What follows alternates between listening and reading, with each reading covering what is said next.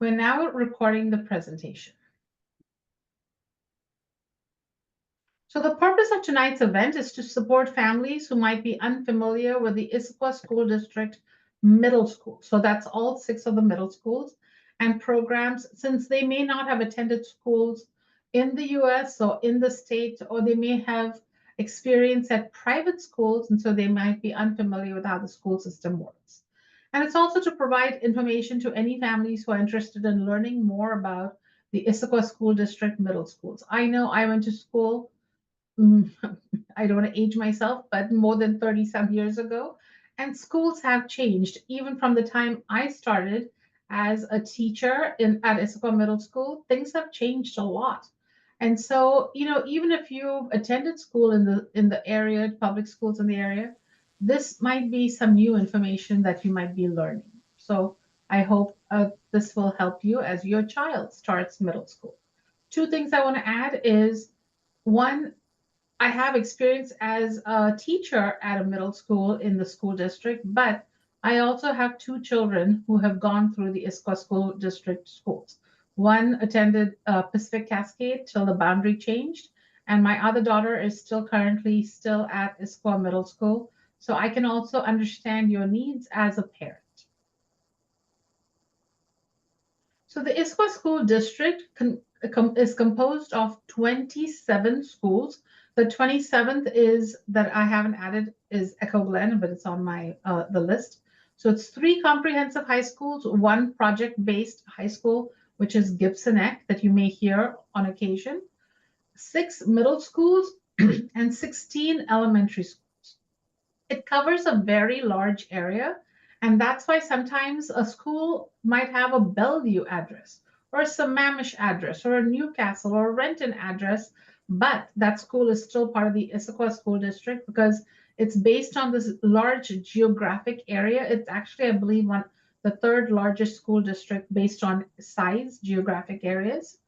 But as of last year, I don't have a current number, but this number hasn't changed much, but we have approximately 19,500 students in our school.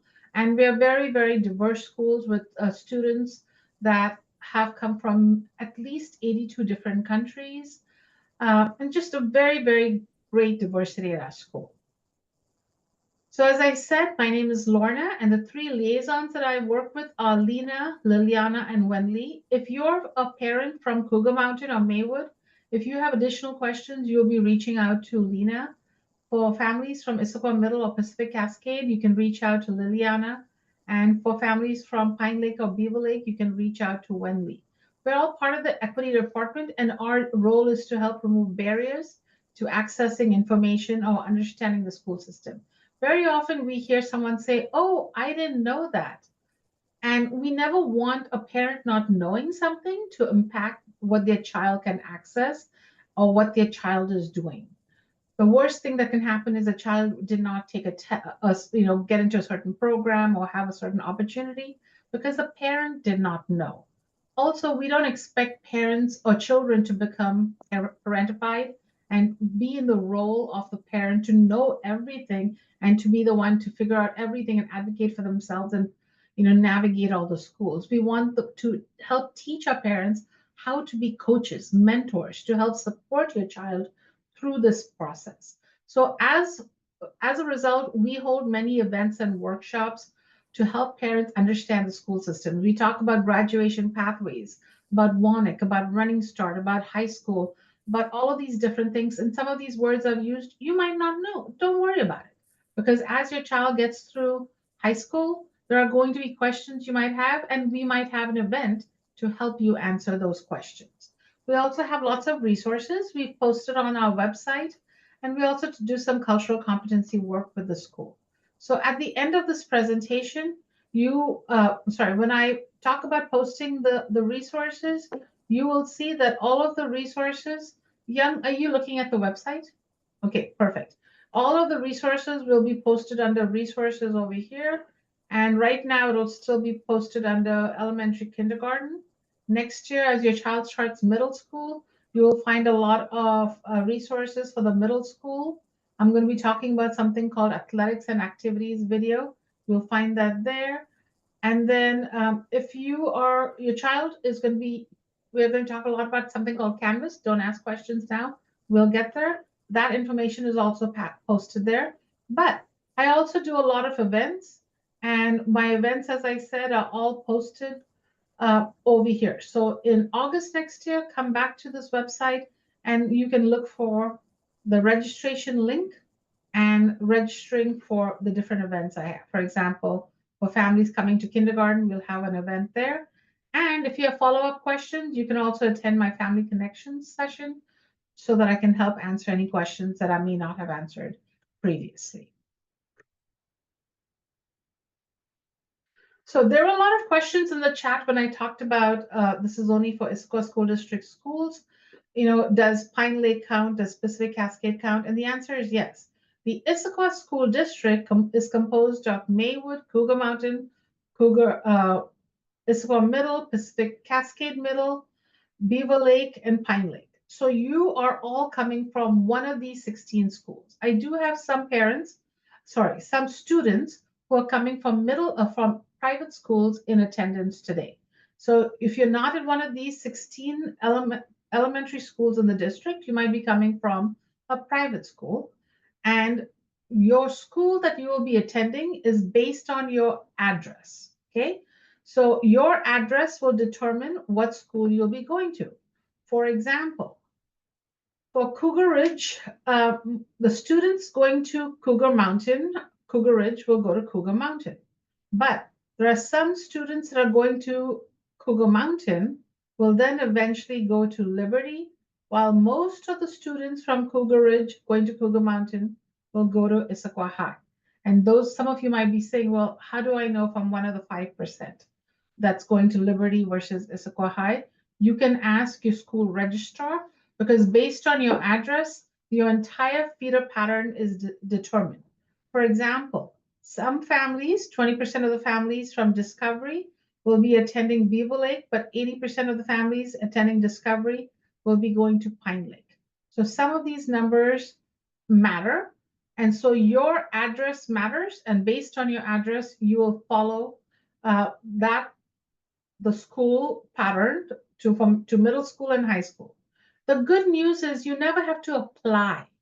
Okay. Once you're in the school district, once your home address is part of the school district, you're in. You will have a middle school and high school assigned to you based on your address.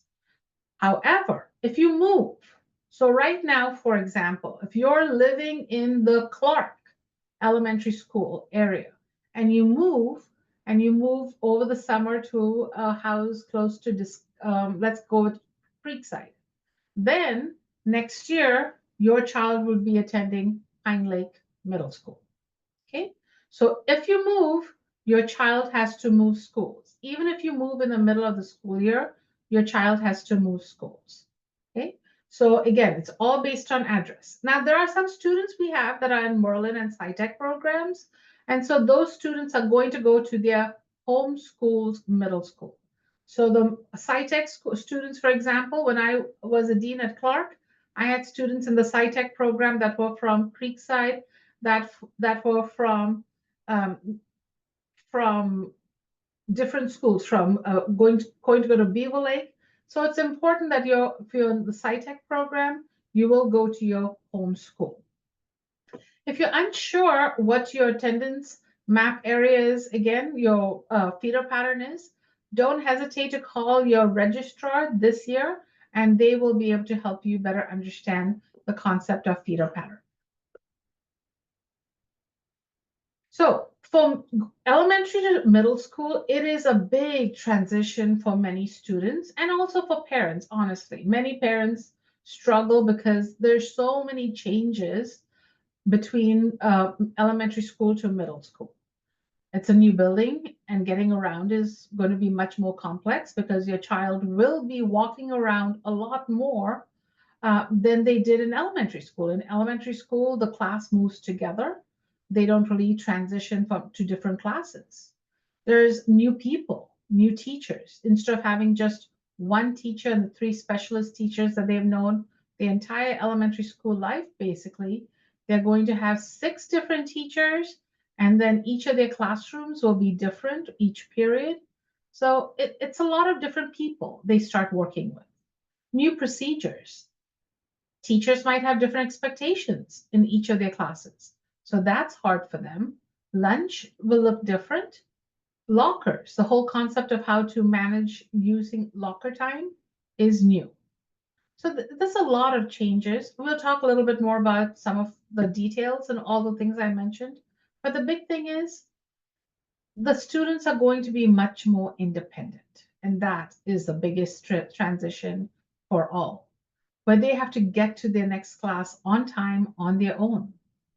They have to be communicating with the teachers about their needs and what's going on. They have to take ownership of their academic learning. The teacher is not going to say, "Oh, you are absent. You didn't do this and this. Why don't you stay in during recess so I can make some time in the middle of my class for you to make up this work?" That doesn't happen. So they have to figure out if they missed something, if they didn't understand something, if they were absent, how do I make this all up? And the teachers will explain that to both the parent and the student in something called a syllabus, but both the parent and the student should be paying attention and remembering what to do for those cases. And again, many teachers, so many different, might have a few different exceptions and ways the teachers do it. So you need to know how the teacher does it and what the expectation is based on their class syllabus. We'll talk more about that too. So moving to an ISD elementary to middle school. That is one of the easiest things. I had a lot of questions asked. Do I need to reapply? And the answer is no. All your paperwork is automatically transferred from the elementary school to the middle school. You, as a parent, do not need to re register or re enroll for middle school if your child is already in an ISD elementary school. If you're coming from a public school, a private school, the enrollment, I believe, opens on March 12th or something. So then you can apply and enroll your child for the middle school. In August, you're going to be doing something called an enrollment verification process mid-August, and every family has to complete it every single year. And that's honestly just about confirming attendance and signing some paperwork that needs to be done every year. Now, the main thing that many parents were asking about is course selection. And course selection is something you will do every single year in middle school and in high school. And as an incoming fifth grader, you will have to help your child complete the course selection stuff it's actually in March. And so you're going to be doing that in March this year. Transportation. Once we verify that you're going to be attending, bus route information will be sent to you. Your lunch account, your lunch number is the exact same number. You're going to have your child will have more options during lunchtime for the meals, and the lunch number carries from elementary school to middle school. So same way, your child will go up to the lunch cashier, give them their number to pay for the food. There are more options, again, as I said, for lunch.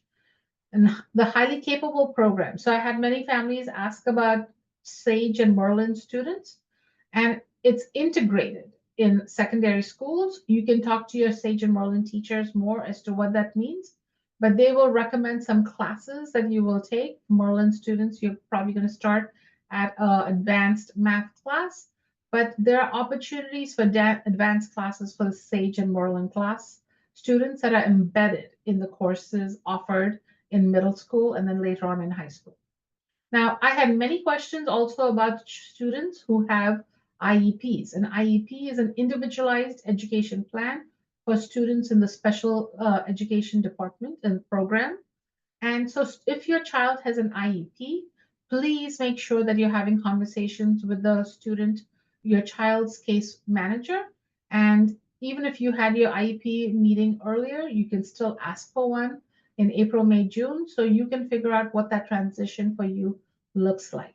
The case managers, the counselors, and also the nurses, if a student has a specific need, a health plan, a 504, or an IEP, the counselors, the nurses, the case managers of those students in fifth grade have a meeting with all of those people, their counterparts in middle school in June.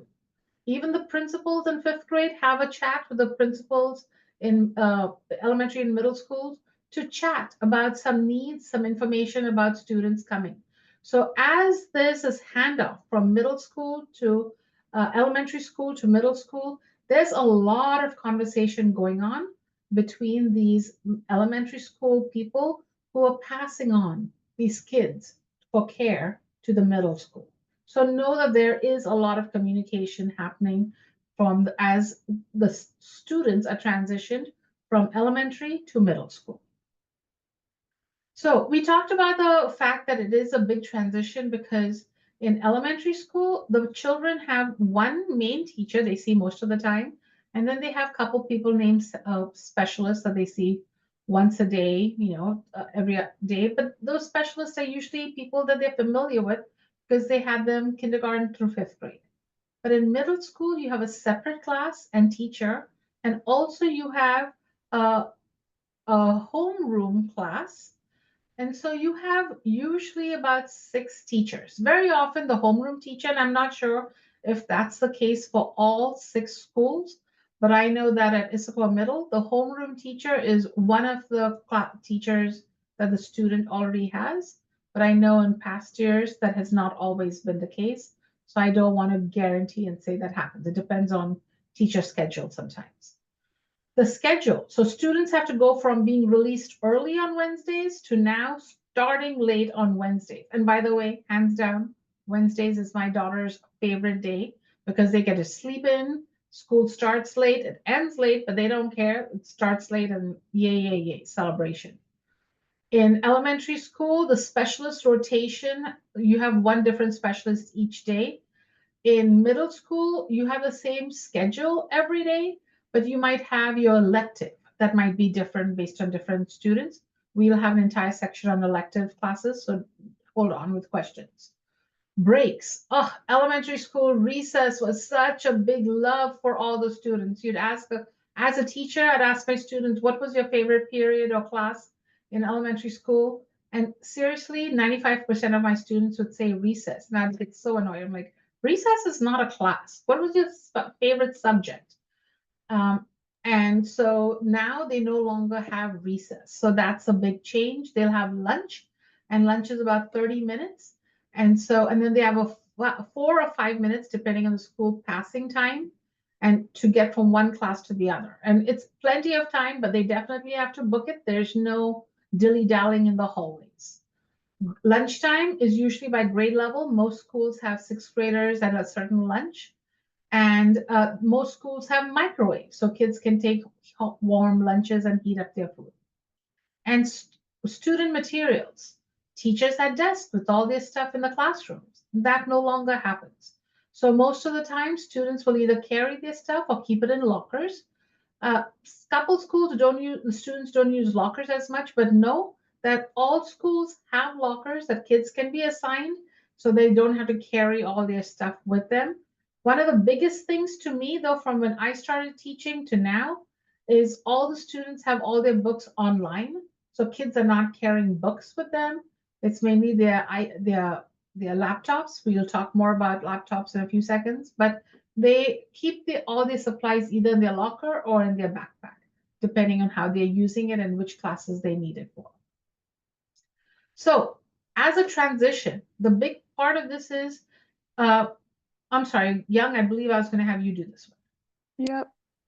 So, we've been talking about lots of different transitions happening. And of course, your student is 100% capable. I know they're like, oh my gosh, there's so many like changes, but they are capable and they will get it within a few weeks. It's amazing. So, yeah, we just are wanting to remind you that students like maybe have gotten a lot of support in elementary school because there's a little bit more visibility into the work and communication with teachers and things like that. And we're really moving to where families and the student themselves are becoming more responsible and taking ownership of their education and the things that they're responsible for, like their work, talking with their teachers when needed and have questions, et cetera, et cetera. So we're really encouraging students to be advocates for themselves, managing their daily class and study schedules, communicating with the teacher as needed, and then for parents to really encourage their students, right? Problem solving with them and brainstorming with them. So coaching your student about how to help them. Of course, sometimes, throughout middle school, students are sometimes going to be shy about that, but we really want to encourage that kind of independence. So, at the beginning, you might need to be supportive in how to write an email, what to write, when to communicate with them. But we really are moving towards like the student really driving those things. And of course, we understand that there's a spectrum of students, but we really want you to be encouraging that independence with them. Okay, so next slide.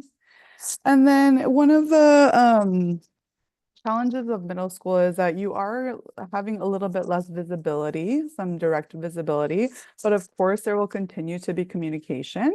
So in middle school, that is mostly via email and weekly news bulletins. You might have already signed up for those already with your middle school, which is great. And they will really be the places where you're learning about all the different things that come up during the school year. So things like when sports start or when tryouts are, when is a club starting, and they do start at different times throughout the school year. And then any bigger announcements are obviously pushed out in the weekly news bulletin, but always be asking your student. You might also see announcements in Canvas. And in Canvas is also where your teacher is going to be communicating with your student the most. And they do, obviously, in sixth grade, they'll CC you to make sure that you see it. So, set your Canvas settings to the level of comfort that you have with communication, but always be checking Canvas with your student as well. And if you ever have any questions or concerns, remember that teachers are handling caseloads of 140 to 160 students. So because they are still learning your student and kind of what is your threshold, like feel free, and we welcome you to reach out to teachers and to school counselors whenever you have a concern or question. Young, I'm going to interrupt for 1 second. I'm going to just make a ask. Apparently, I've hit the max. We've never done this before, but apparently my maximum capacity for Zoom is 300, and I've reached that threshold. And so there are some people apparently who are trying to get in, but I don't see them because I've reached my threshold. So if any of you are listening to this presentation on multiple devices, if you and your child or your husband are listening to it separately, if you all can please combine, and so that we can make space for other people to join us, we would really appreciate it, because apparently there are people waiting, and that will just help kindness allow them in. And I didn't realize that I had a capacity for my limit for this event. Thank you so much for making space for others. Okay, next. I did also just want to point out that there are no formal parent-teacher conferences. So really those updates in Canvas are how teachers are communicating with you. And again, it may feel like not enough. And so again, feel free to reach out to teachers or counselors if you ever have concerns. Thank you. So the district calendar. So you have seen this before. Note, you're not going to have any elementary conference space, because that'll be a regular school day, because there are no elementary school conferences in the middle and high school. The calendar is already available. This is very important. In middle school and in elementary school, very often we have families that will take vacation, and the child will miss because they're traveling and going somewhere for extended periods of time, and then they will say, my kid is going to be absent for a week or so. Very often parents then will ask the school for the makeup work. Teachers don't provide the makeup work. The expectation is the child will just catch up as when they come back from vacation. So, and then they will keep up with their learning on whatever's posted on Canvas. And so, especially for activities that, like I was a science teacher, and we did a lot of either couple dissections and things under the microscope, and a lot of the organisms would die. So those students, if you're gone during those activities, you just miss those activities. So be mindful of the school calendar, be mindful of when you're scheduling appointments to make sure you're not missing too much school days. Because for some students, it's really hard when they've been absent a lot to make up the work. So in middle school absences, honestly, I'm sorry, in elementary school absences, the teachers, because they work in a lot of these small groups, they kind of catch up the kids when they're working in these small individual groups. In middle school, they don't do that. And so when a child is absent, then it becomes the responsibility of the child to either try to make an appointment to see the teacher after school and to catch up with what they've missed. So as much as possible, go and look at the school's calendar that is already, see the future calendars. Your sixth grade, seventh grade, and eighth grade years are already posted. Use that as you're scheduling vacations and time off and appointments so we can minimize your child being absent at all because the thing is school attendance starting in middle school is critical and it really impacts your child's learning. And someone asked also about the year divided into trimesters. Yes, the middle school is still at trimesters. The elementary school moved to semester. The high school is at semester.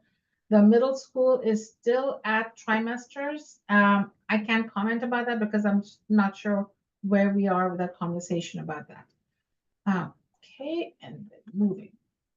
So one of the things a lot of people wanted to know was the schedule. What is my child's schedule going to look like? And so the number one thing I'm going to recommend for you is you and your child sometime between now and mid to late August, look at your child's bell schedule. Probably in August would be a better time because if the school is going to make any changes, they'll do it over the summer, early August, so you can see it.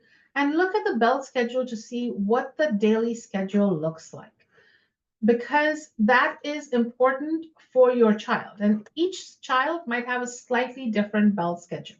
So, for example, let's say your child is attending Maywood Middle. The schedule is going to show you what time the classes start and notice. Monday, Tuesday, Thursday, Friday, they have a certain bell schedule. The classes are around 50, 51 minutes. And then on Wednesday, they have a different schedule. Okay. This website, this page for the school also has early dismissal, PM, AM assemblies, all of these different things. So when your school says, oh, it's a late start, 2 hours late because of snow or weather, you know what the schedule is like. So I always look at this when my children have a late start, just so that they kind of know what their periods are like. But honestly, in middle and high school, the kids are so good about looking up this information on their own. So, for example, if your child is at Pacific Cascade, then you're just going to go to the site that says our school, bell schedule, and every single one of the six schools has the same layout for their web pages. So it's all in the same place. You can see what time the buses usually will get there. So the buses are going to drop off the kids by 8:10, and then your child is going to go to their class. They have something called Links Life at Pacific Cascade. So each school might call it something slightly different. Young, does Pine Lake call it something different? We call it homeroom or advisory. Okay, and at Issaquah Middle, where my child is, they also call it homeroom. So they have this kind of start period, and then they have their 6 periods.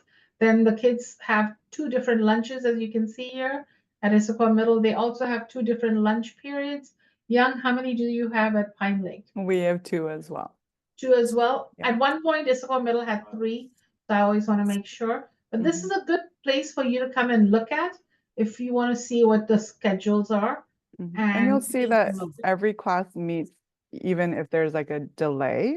And I do want to point out too that all students, I think at all the middle schools, like all the sixth grade students are together for lunch. So they'll never be divided. In seventh grade, we do split them up. And then in eighth grade, they're usually all together.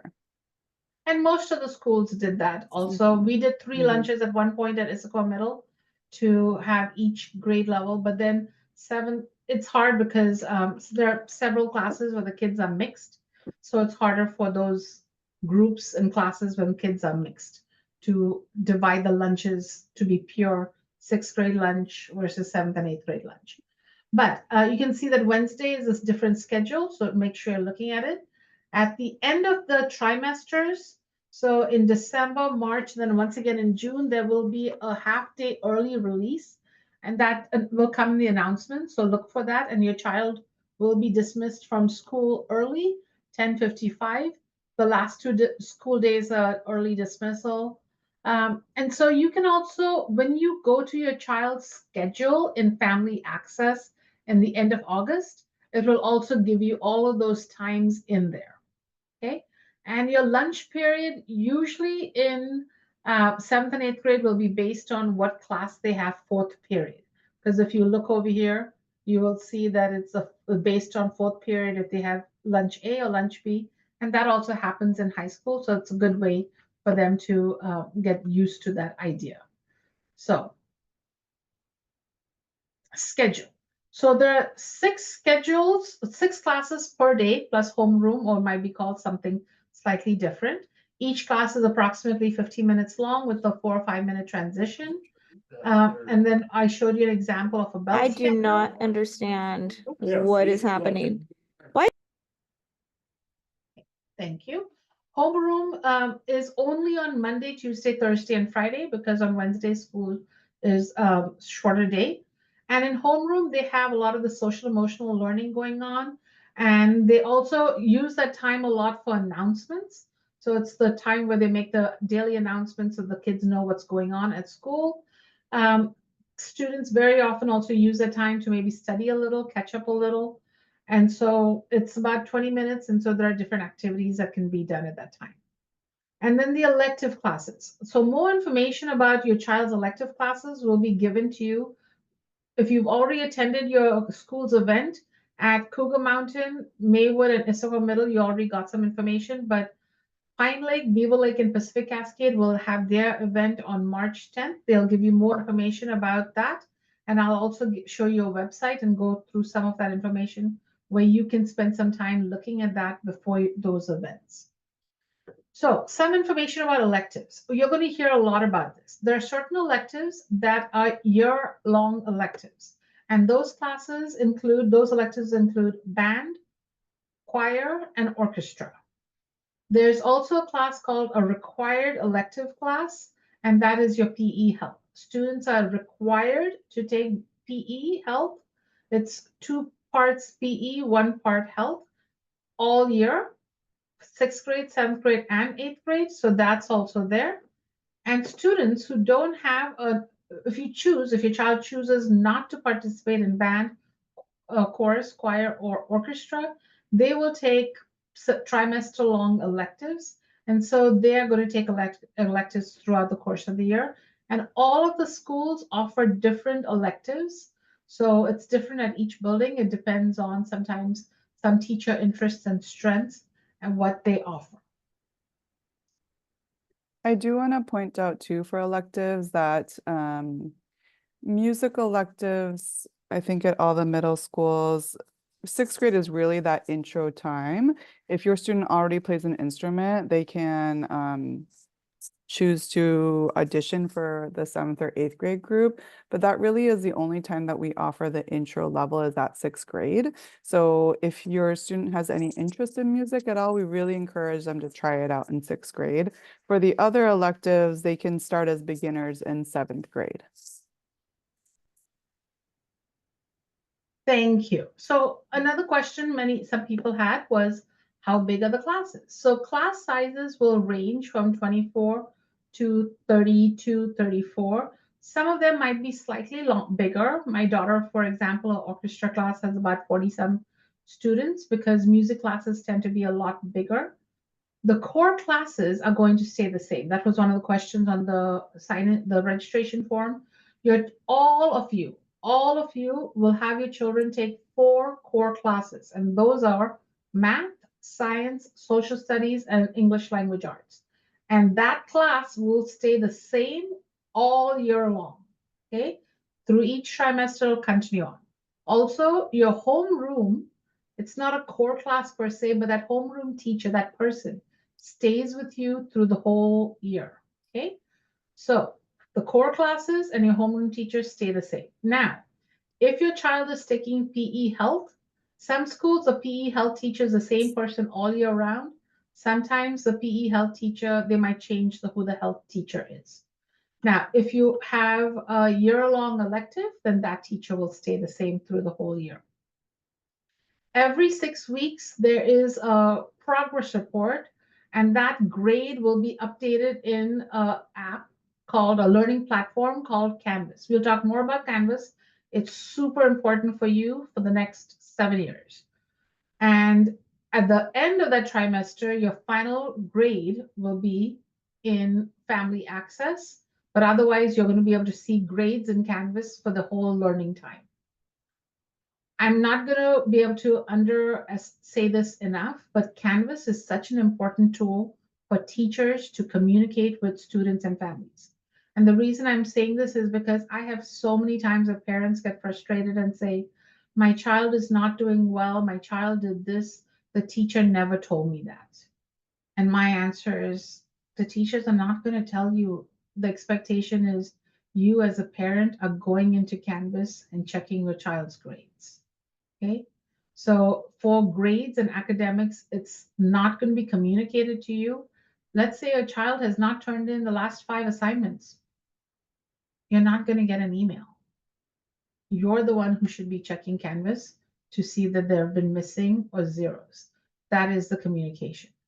The good news is sometimes you can set notifications, and we can talk about that in September on how to get that. But otherwise, it's up to you to check Canvas, because Canvas doesn't even send notifications on missing assignments as it did already, as it used to have in a different program.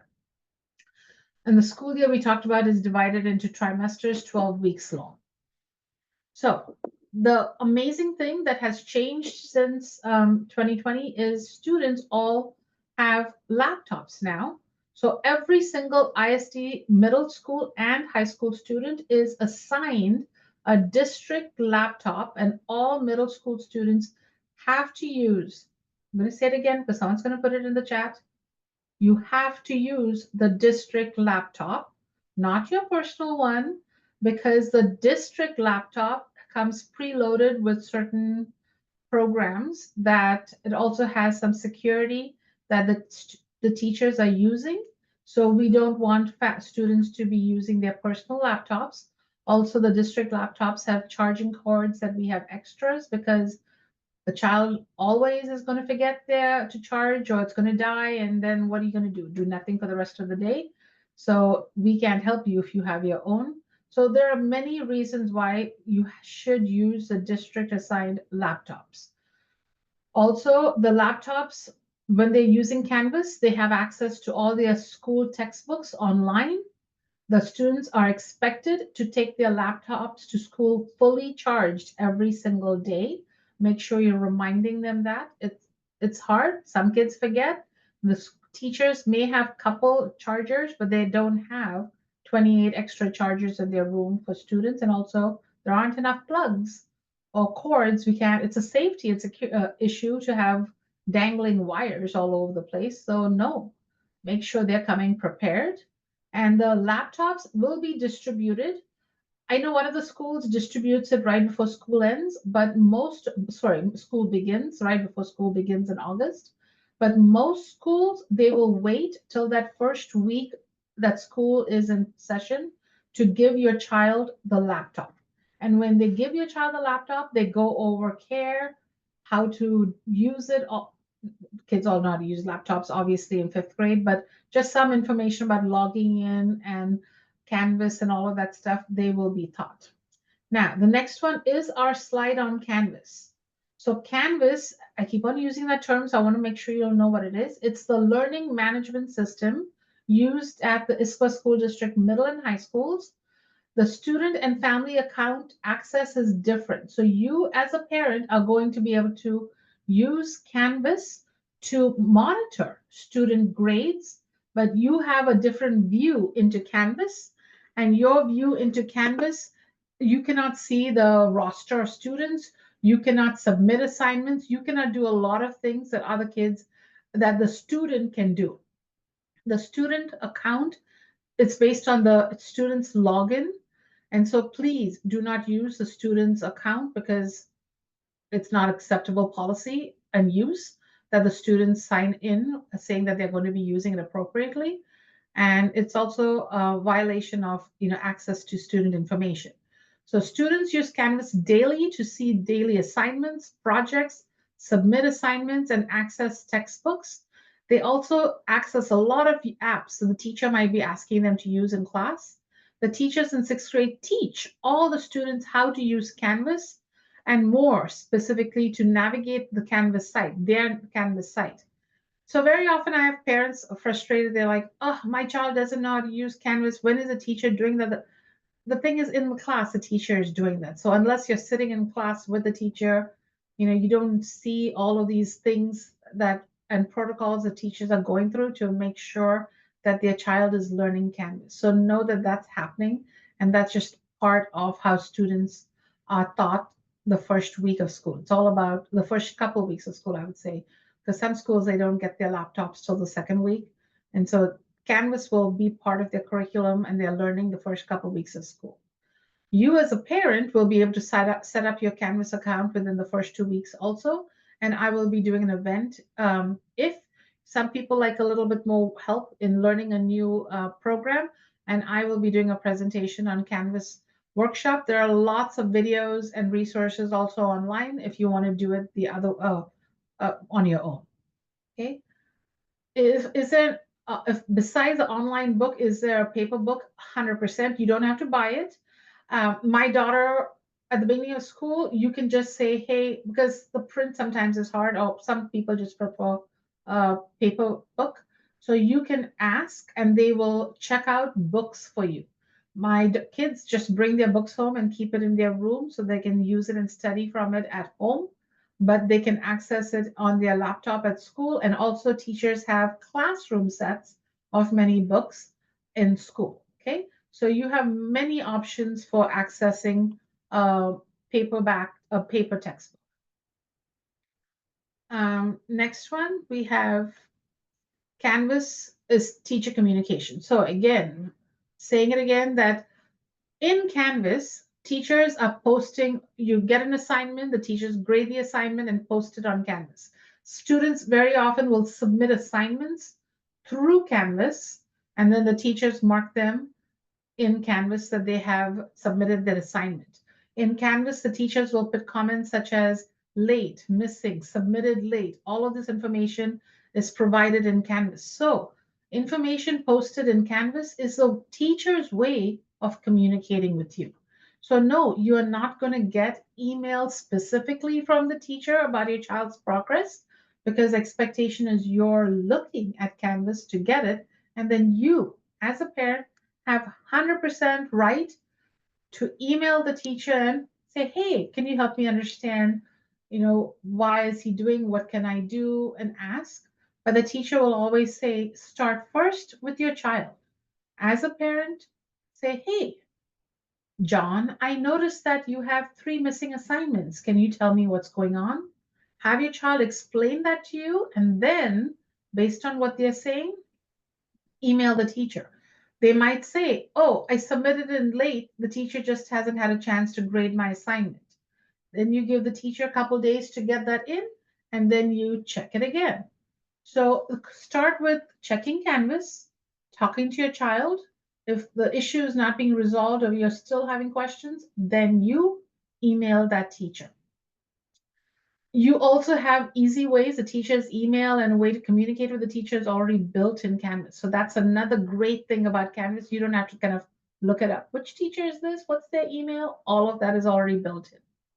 And then very often teachers will send the whole class an email saying, reminder students, we have the email I just got today, an orchestra concert coming up, blah, blah, blah. It's at this time, this date. Or another email I got today was, parents, we are finishing this unit. The students are doing this, and giving me information about what the class in general is doing. So the teacher sometimes will send an email to the whole class, just on occasion, telling them what's going on. Parents, if you could just remember to keep your audio muted because it's distracting. and it's going to impact the recording. Thank you very much. Classwork and homework. So this sixth grade, it's not as bad unless you're taking advanced classes like the advanced pathway math or advanced English and science. But read the class syllabus for each class at the beginning of the year. The teachers are going to ask that you read it.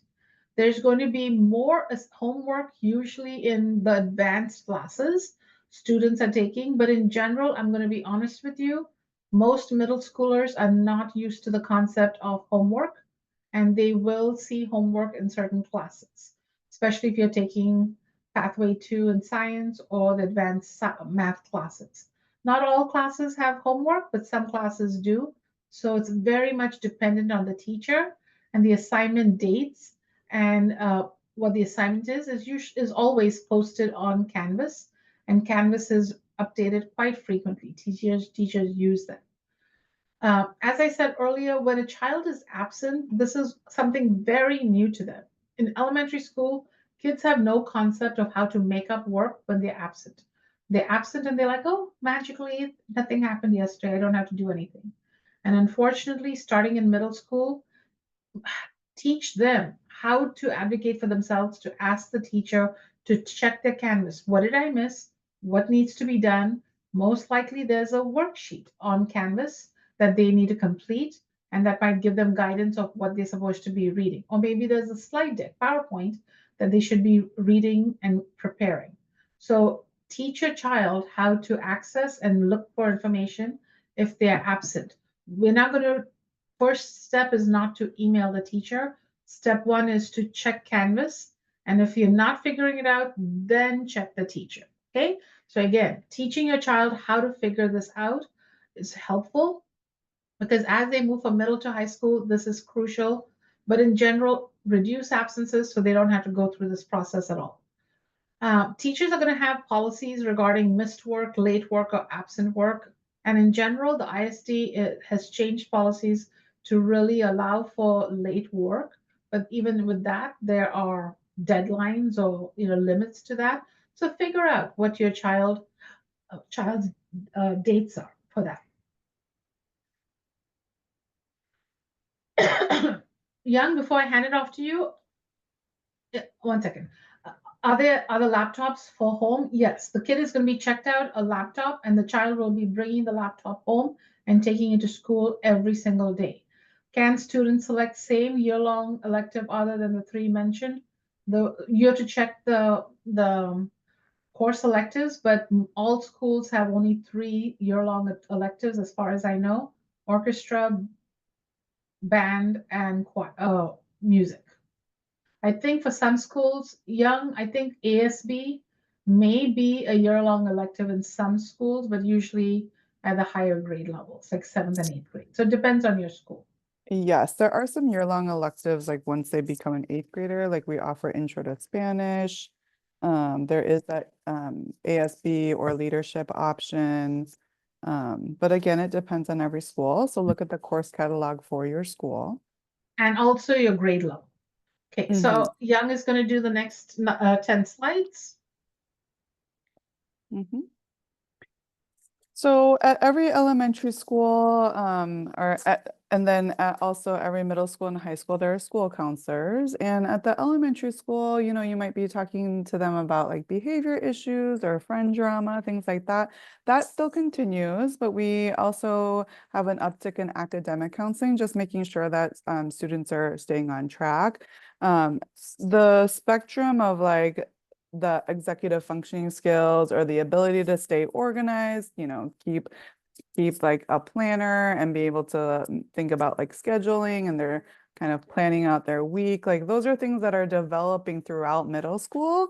So, you'll be coaching your student about that throughout middle school, starting and even starting now to kind of work on that. But we also just kind of see ourselves as like the general, like, hey, who do I go to? How can I support? I'm not sure like what exactly I need, but I need some more support. So feel free to reach out anytime. We do support, like I said, the social emotional pieces, friendships, kind of managing relationships with teachers, and then also that academic piece and things like executive functioning skills. And then just being a support between teachers and parents. So maybe you've reached out to a teacher and you haven't gotten a response, or you're kind of confused on what the teacher said. We're happy to kind of help support. We're also obviously very skilled at Canvas. So if you have any questions about Canvas and what you're seeing in Canvas, we're happy to help with that. And the district does provide some videos around Canvas as well, which we really encourage all new middle school parents to look at. And then just making sure that if whatever your student needs, that we're supporting them, especially when it comes to mental health. This is the time too when students are really like looking around and comparing themselves to each other more and more. And that's kind of a challenging thing. So we're happy to be partners with you. We really see ourselves as wanting to work with you. We're not trying to tell you how to do things, obviously, but just trying to figure out like what are some options and supports that your student might benefit from.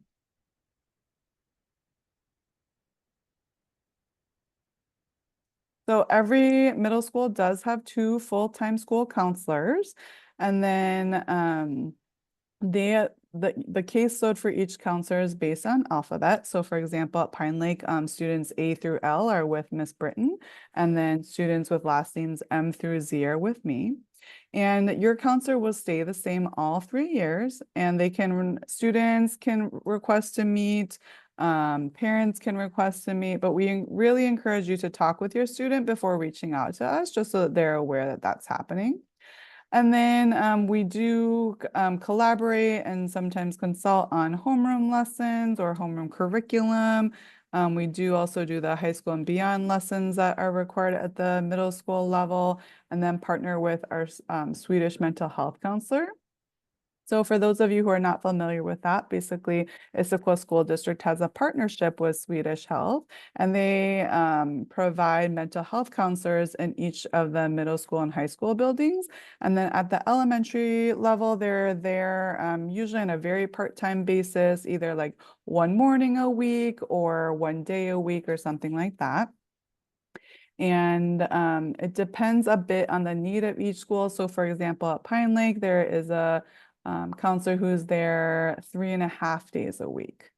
So for about, 18 hours a week, and they're able to provide counseling for free for students who might have issues that might be a little bit larger in nature or more ongoing in nature. So for example, if your student has generalized anxiety and they would benefit from some support as they're going through the transition, or let's say there's a larger life event, like there's a death in the family of an important family member to them. So things like that are definitely happening more and more as students enter middle school. So it's another way that they can receive support.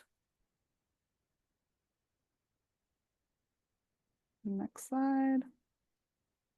And then we do oversee the course selection process. And as Lorna mentioned, you're going to look at the course guide for your school. And when you go to your school's website, you're going to go to academics and you'll see either course request process or course guide, something like that, that will direct you and give you information, usually by the grade level that you are going into. And for 6th grade, you're kind of choosing in almost all of the areas. So we do provide options in English language arts, math, and then science for kind of personalized challenge level for each student. And then social studies is a core class that is the same for all students. All students do take 1 trimester of health and then 2 trimesters of PE. So that is all the same. And then you're going to choose the elective. And we really we know it's a lot, but we ask that everyone really look carefully at the options, because the master schedule or the building schedule is so tight in terms of numbers and like what classes we offer when in the day. So if there's an adjustment that needs to be made after the beginning of the school year, that will usually change multiple classes in your student schedule. So we just do ask that you really look at that course guide. I think sometimes we kind of make kind of decisions based on what we think is best, but we really want to make sure that the guidance is clear and that your student is set up for success. We want your student to enjoy school, right, and enjoy learning. And so when students are in the right placement, in a place that's good for them, that is sensitive and fits in with their additional values of the outside schedule, family time, etc., they really have the most successful experience. Okay. Yes. And then on the I did want to mention on that very bottom one, if students are receiving MLL program supports or ELD program supports, they'll actually have a separate class. And we usually replace a student's PE health period with that MLL class, so like that they can still receive an elective class. If your student would prefer to have PE, you're welcome to reach out to your school counselor and let them know that.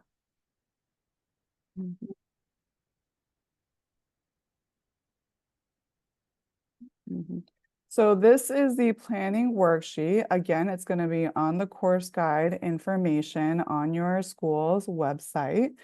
And when you go into all the different subject areas, it will also give you like the pathway that goes on. So for example, when you started a certain math class in 6th grade, that will impact what they take in 7th and 8th grade. And the same is true for science. For language arts, it's a little bit different because you can choose every year if you want to do grade level language arts or do the advanced version of the class. And then for electives, it again depends on your school. And then at different grade levels, we offer different classes. And then the big question I think everyone wonders is like, well, what if my student wants to do, 2 different electives? We do really encourage, like I said earlier, for them to try music because that is the one time when that's kind of the beginning level of the class. So, trimester electives you can usually go into at any point in the 3 years. But music elective, we really encourage them to take in 6th grade.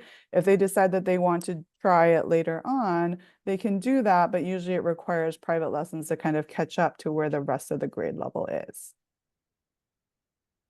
So Young, that was one of the questions being asked. Are students allowed to change between band, choir, and orchestra at any point during the school year?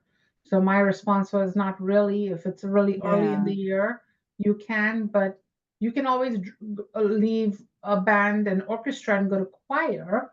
But going into band or orchestra is really hard because the teacher is literally teaching you how to play the instrument those first Right.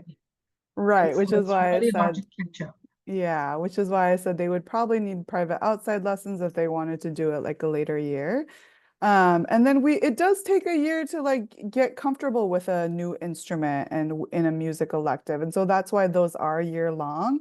Obviously, we don't want students to be miserable. Like if they chose orchestra and they're like, oh my gosh, I really don't like this. You can reach out to the school counselor.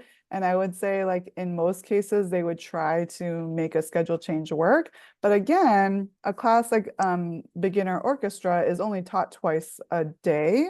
And so if other 6th grade electives don't happen during that time, it will be at least a 3 or 4 class schedule change. So again, do your best to choose an elective that they'd be interested in.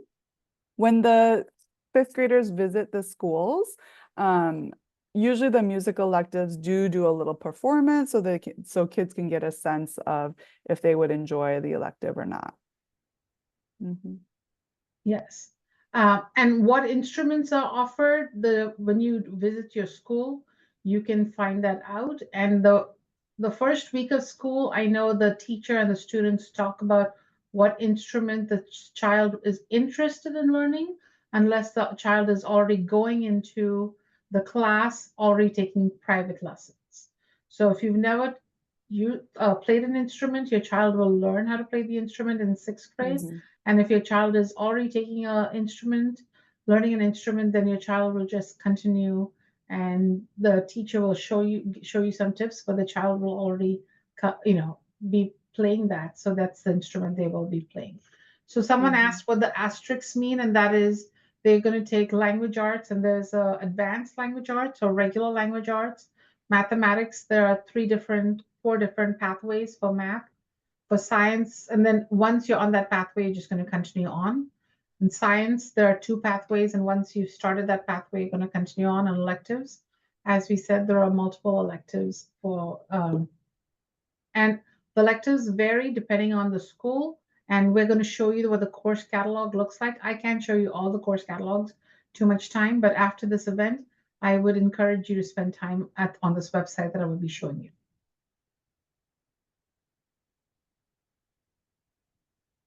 Okay. And then as I mentioned earlier, so this fleshes out some of the pathway options. And it tells you, like, let's say, for example, for science, there's two kind of pathways. For sixth grade, that will be life science, earth and space, and then physical science in the 3 years. And then pathway 2 completely skips life science and then goes from earth and space science, physical science, and then there's high school biology. The high school biology class is a very challenging class. It uses a 10th grade textbook. So for most students, that is quite a stretch, because even if they are reading at a 10th grade level for fiction books, because this is informational text writing and reading, it is a challenge. They do have the option, they will have that on their high school transcript. They do have the option to remove it if they're not happy with it, but that is a option to receive high school credit for high school biology. And I'm going to mention a couple things. mhm, As a biology teacher high school biology teacher for 5 years, mhm, who then went to middle school and taught middle school, when we switched in the Issaquah School District from offering biology at the high school at ninth grade, all of the science teachers were very against it, but the parents were pushing so much, the district said, fine. But then on top of that, they offer the opportunity for eighth graders to take biology, a book that's written at a 10th grade level. mhm, So students are going into biology with absolutely no foundation of science. mhm.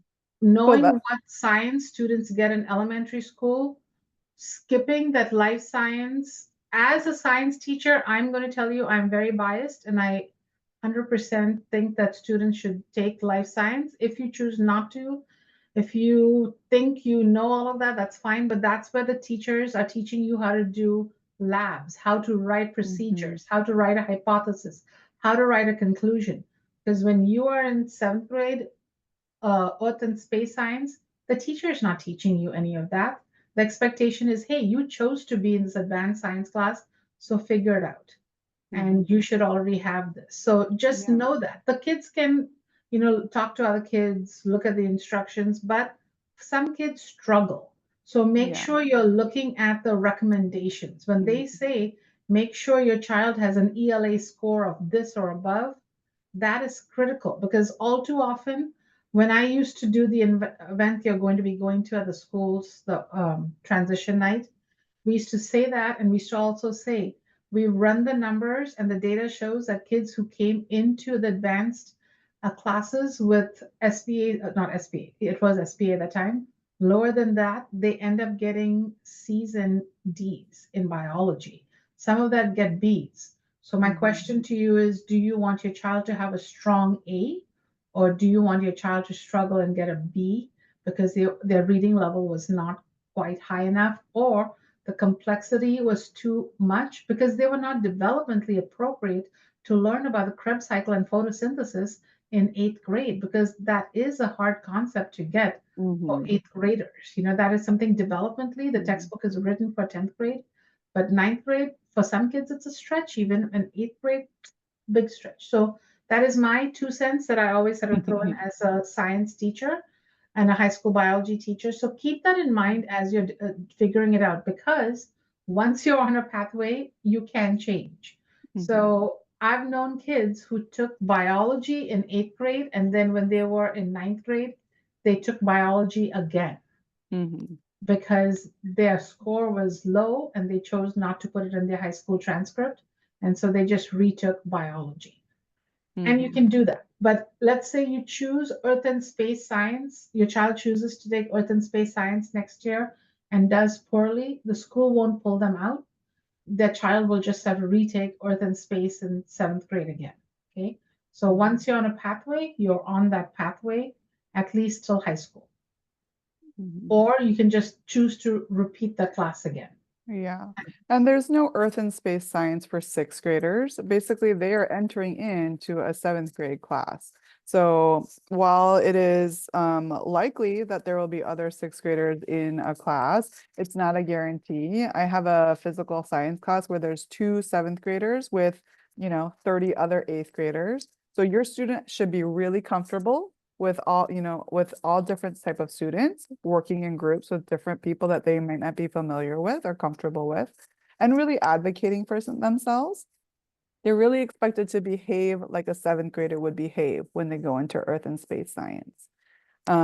Life science is developmentally appropriate for 6th grade and is really seen as that foundation for biology. So it's not something that we encourage skipping at all. It is also where they do a frog dissection, and that's really the only time in the 3 years that they do that. So there are, very fun and interesting things that are happening in life science. If you're like, oh, but I still want to have them do biology, but do life science, reach out to your school counselor, because there are some other options, but like it does take extra time to do all 4 classes. And remember, when they take biology in 8th grade, they are taking a high school class. And one of the things that we talked earlier about is, even when they take the math. So we're going to, next slide, I'm going to go into the pathways in a second. Just so you know that when the school district chose to teach 9th grade biology, students can then take chemistry in 10th grade. In 11th grade, very often they take physics. And then 12th grade, they get to take any kind of AB, IP course. Or sometimes kids who are not that interested in physics might then do AP biology, take an AP chemistry, take IB science classes. So they have lots of options to take the 11th and 12th grade year because we start biology so early in the Issaquah school district compared to other school districts where they start biology in 10th grade. So just know that we already are advanced as a district. Okay, and then next slide is the math pathways. So there are 3 main math pathways, and I would highly recommend that you look at the course catalog to see the recommendations. Path 1 is kind of, again, developmentally appropriate, covers 6th grade, 7th grade, and 8th grade standards, 1 per year. And so if your student is doing great now and is kind of content with how they are doing in math, like pathway 1 is a very good choice. Path 2 condenses the learning standards into 2 years and then covers algebra in 8th grade. So year 1, they'd be covering all the 6th grade standards and then half of the 7th grade standards. Year 2 and 7th grade, they are covering the second half of 7th grade standards and then doing all of the 8th grade standards. And then in year 3 and 8th grade, they're doing Algebra 1, which again is considered a high school level class. So they are able to earn an elective credit. It does not change the math credit requirements in high school, but it does cover algebra. Path 3, they would be starting in the middle of 7th grade math, and then covering all of 8th grade, and then doing algebra in grade 7, and then geometry in grade 8. Please, please, please look at the learning recommendations for the different pathways, because we don't want to create any gaps. And we understand that lots of families do additional work outside of school. Remember that exposure to a concept does not mean that your student has mastered the concept. So we really encourage you to talk with your 5th grade teacher, look at those iReady recommendations to see what is appropriate for your student. I know sometimes it feels like it's a race to get through all the requirements, but again, we want to make sure that their foundation is strong as they go into high school, right? So we want to make sure that they're feeling really good. Again, not a race. Because even if they're doing any of these pathways, they will get through pre-calculus. And there are opportunities to double up in high school, their math pathway, or you can talk to your school counselor if you're interested in some outside options again. But we really want to make sure in middle school that we're meeting them where they're at, even in terms of brain development. Algebra and geometry can be a challenge just because there's more abstract concepts and things like that. And each of the school presentations will talk more in depth about it as well. Lorna is scrolling through those learning recommendations. So you can see that there's a lot of detail that is provided. And if you're wondering about specific standards that your student might have covered already, there is a link to the state standards. Okay. And so here in this website, the link is in the slide deck that I have. It shows you the whole math sequence, and your counselors at Pacific Cascade, Pine Lake, and Beaver Lake will be talking more about this on March 10th when you go to the individual schools events. But this is something that you can just learn and think about and look at and do some of your homework as to what is the pathway. Now, there is an additional pathway that some of you may be aware of, Path 4, and that is skipping and going straight into algebra. And for that, there is a test that students have to take. Just FYI, only 2 or 3, sometimes 4 students usually pass the test out of 100.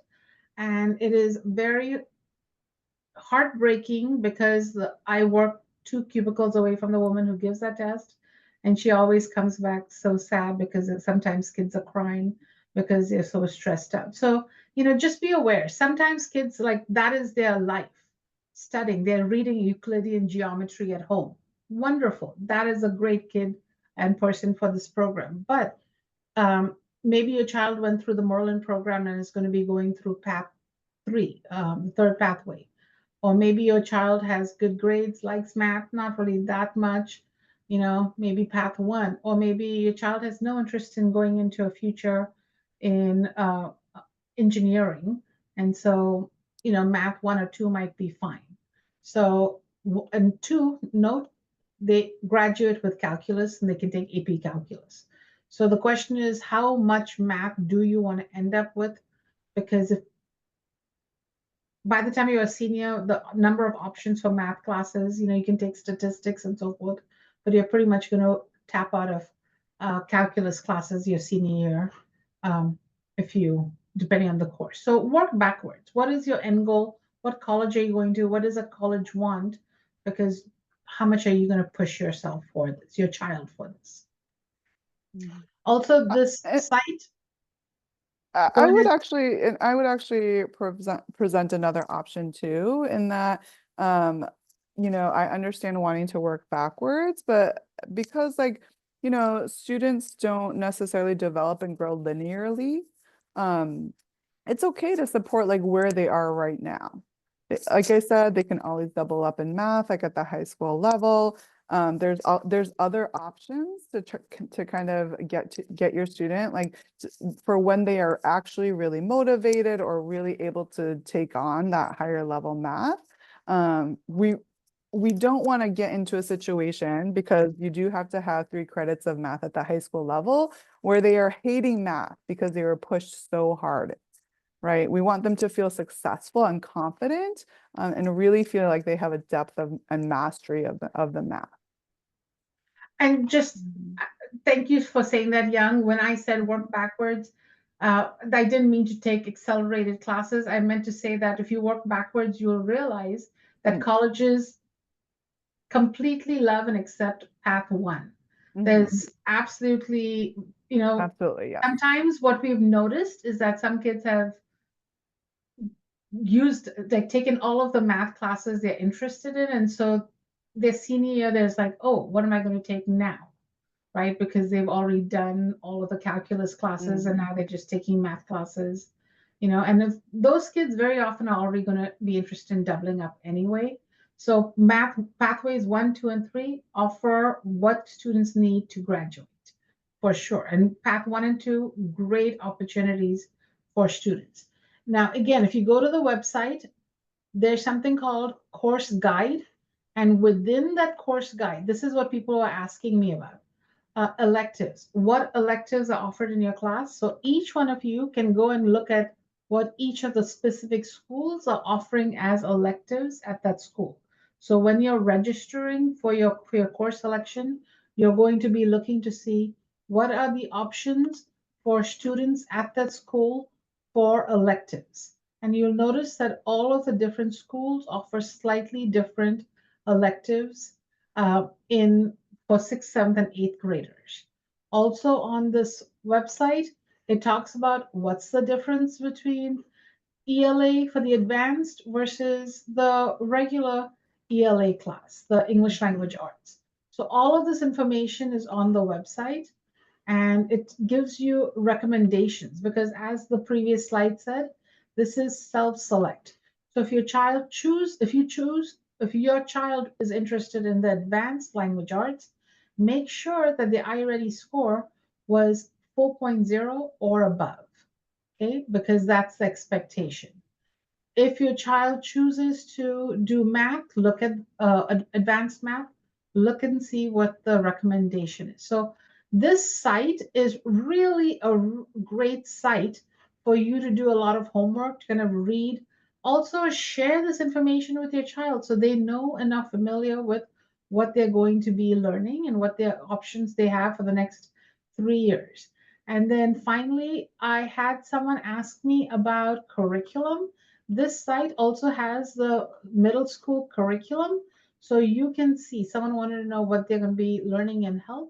You can see what textbooks they're going to be learning. And then as school begins, you can ask your school if you could look at a copy of the textbook and what the curriculum, the scope and sequence for that year will be. So you are aware of what your child is learning. And that's for all subjects, right? Even for social studies, which they're in the process of adopting. English language arts will tell you what books they're reading. So all of that information, the curriculum stuff is also on the website. The pathway information is also on the website. So all of this information, great information, is on the website, and sometimes navigating through it can be hard. So as you're looking through that, if you have questions, keep that in mind for your school counselor on March 10th when you're doing the presentation at the middle schools. Otherwise, after March 10th, you are welcome to ask your elementary school counselor questions because middle school counselors will not really take questions till your child is actually enrolled in their schools. Also, the great thing I did was in fifth grade, I talked to my fifth grade child's teacher and I said, hey, this is what they have for math. What are you thinking? And then your fifth grade classroom teacher will give you some great recommendations uh, based on what type of student your child is. They might be a great student and they might say, yeah, they can do either one, or I would recommend just this or this. The teacher is not going to tell you what class to take. These are, again, just recommendations. And I have a few parents asking if we come from private school. Again, please look at the learning recommendations. If you didn't have something called the iReady test, you can always talk to your fifth grade teacher. And if you have any lingering questions, you can reach out to the school counselor at your middle school. We did, some of us did meet with the fifth grade school counselors, and all of them are very familiar with how it works at the middle school level. So they are going to be great resources to talk to.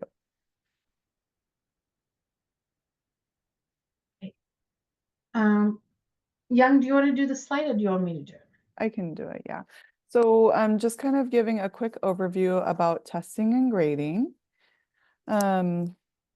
They will continue on with state tests like the SBA test and then district tests like the iReady. And those help just to provide data points as they're learning to see kind of where are they at as we move along in the school year. And then grades will be letter-based. And we do not rank students at the middle school level. They are able to kind of calculate their own grade point average to see how they are doing and if they are eligible for honor society. But we also see grades as a really, like a learning process in terms of figuring out like, okay, how hard do I have to work to get an A in a class? Or what do I need to improve my grade? So again, in each class syllabus that the teacher will provide, they will kind of outline how grades are determined. For example, in our science classes, we might not put a lot of weight on actual daily homework or assignments, but really putting more weight on assessments. And that is true for most middle school teachers. So they again will outline all of that in each of their individual syllabi, and that will be provided at the beginning of the school year in Canvas. So that should provide some clarity about grades. Okay.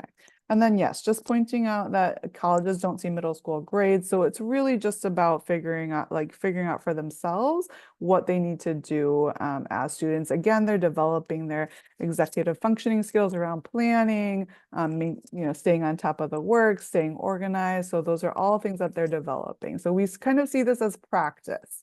This is kind of the practice before high school. Then I see a hand raised. Did you want to ask a question? Yeah, let's wait for questions. Okay. Put your questions in the chat, and I'm answering as many as I can. Yep. Just FYI, the testing scores, the letter grades, for many people, that's a big change. Even for students, they're not used to that because kids are not getting letter grades in elementary school. So sometimes it's a little bit surprising for some kids to get those minuses or B pluses. Because in elementary school, kind of nearly everyone either has a 3 or 4, so there's not as much variation. So that's one of the things that sometimes kids have to kind of wrap their head around. And so teaching kids that, getting an A minus or a B plus in middle school is okay, because middle school is really your training ground. If you fail, if you get a B minus, a C or a D, the question to ask yourself is, what happened? What didn't I understand? Why did I do poorly on this? Did I not study correctly? Did I not understand the concept? What can I do to improve?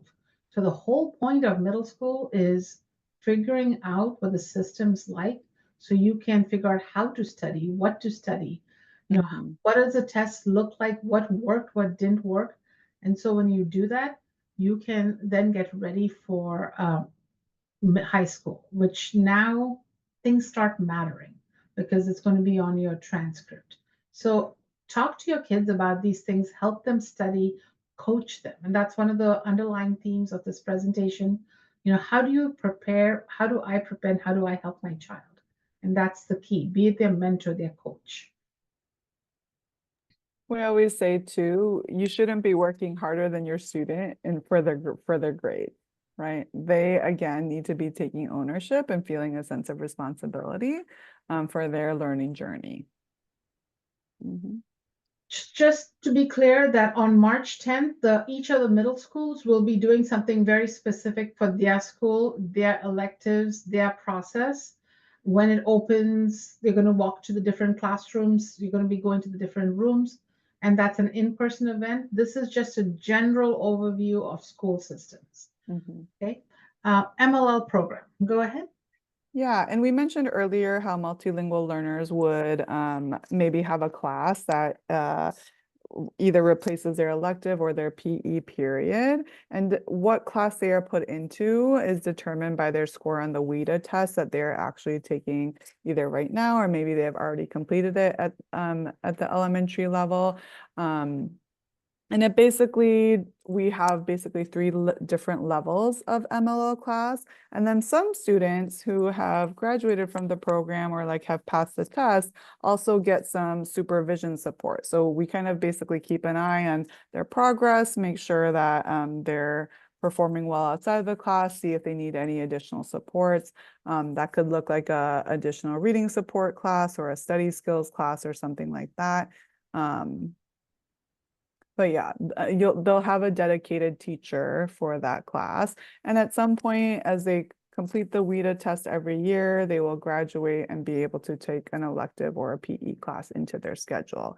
They're not penalized in any way. So even though we consider like PE a requirement for 6th grade, for example, if their MLL class is replacing that, there is no penalty in any way. Okay. So we've talked about this a little bit. Attendance matters. Please make sure you are helping your child miss as little school as possible. However, if your child is sick, please keep them home. It is critical that because they're exposed to 140 other kids in their one day, they could potentially be contagious and make many kids sick. So please don't come to school, don't send your child to school if they're sick. But if they're healthy, send them to school if at all possible.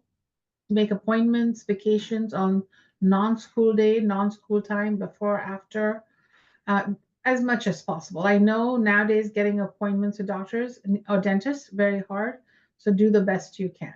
I'll be honest, I usually try to miss electives, but my kids hate that. So, we don't want that to happen, but just figure it out. Um, and then if you miss work, remember your child needs to talk to your teacher or check Canvas, number one, on how to make it up, because that is definitely an issue we've noticed with students as they're transitioning from elementary to middle school. Go ahead, Young. Every middle school and high school also does have a health room and school nurse. Usually there is I think a full-time nurse in all the schools, and then usually a health room aide, and that person helps to kind of keep the flow of students going. And obviously, if your student has a health plan, you'll be talking with them. But again, if your student comes to school and starts to feel ill, they can take a break in their room. If they are checking for their regular diabetes, or are keeping an inhaler at school or something like that, any kind of medical issue, please reach out to the school nurse about that.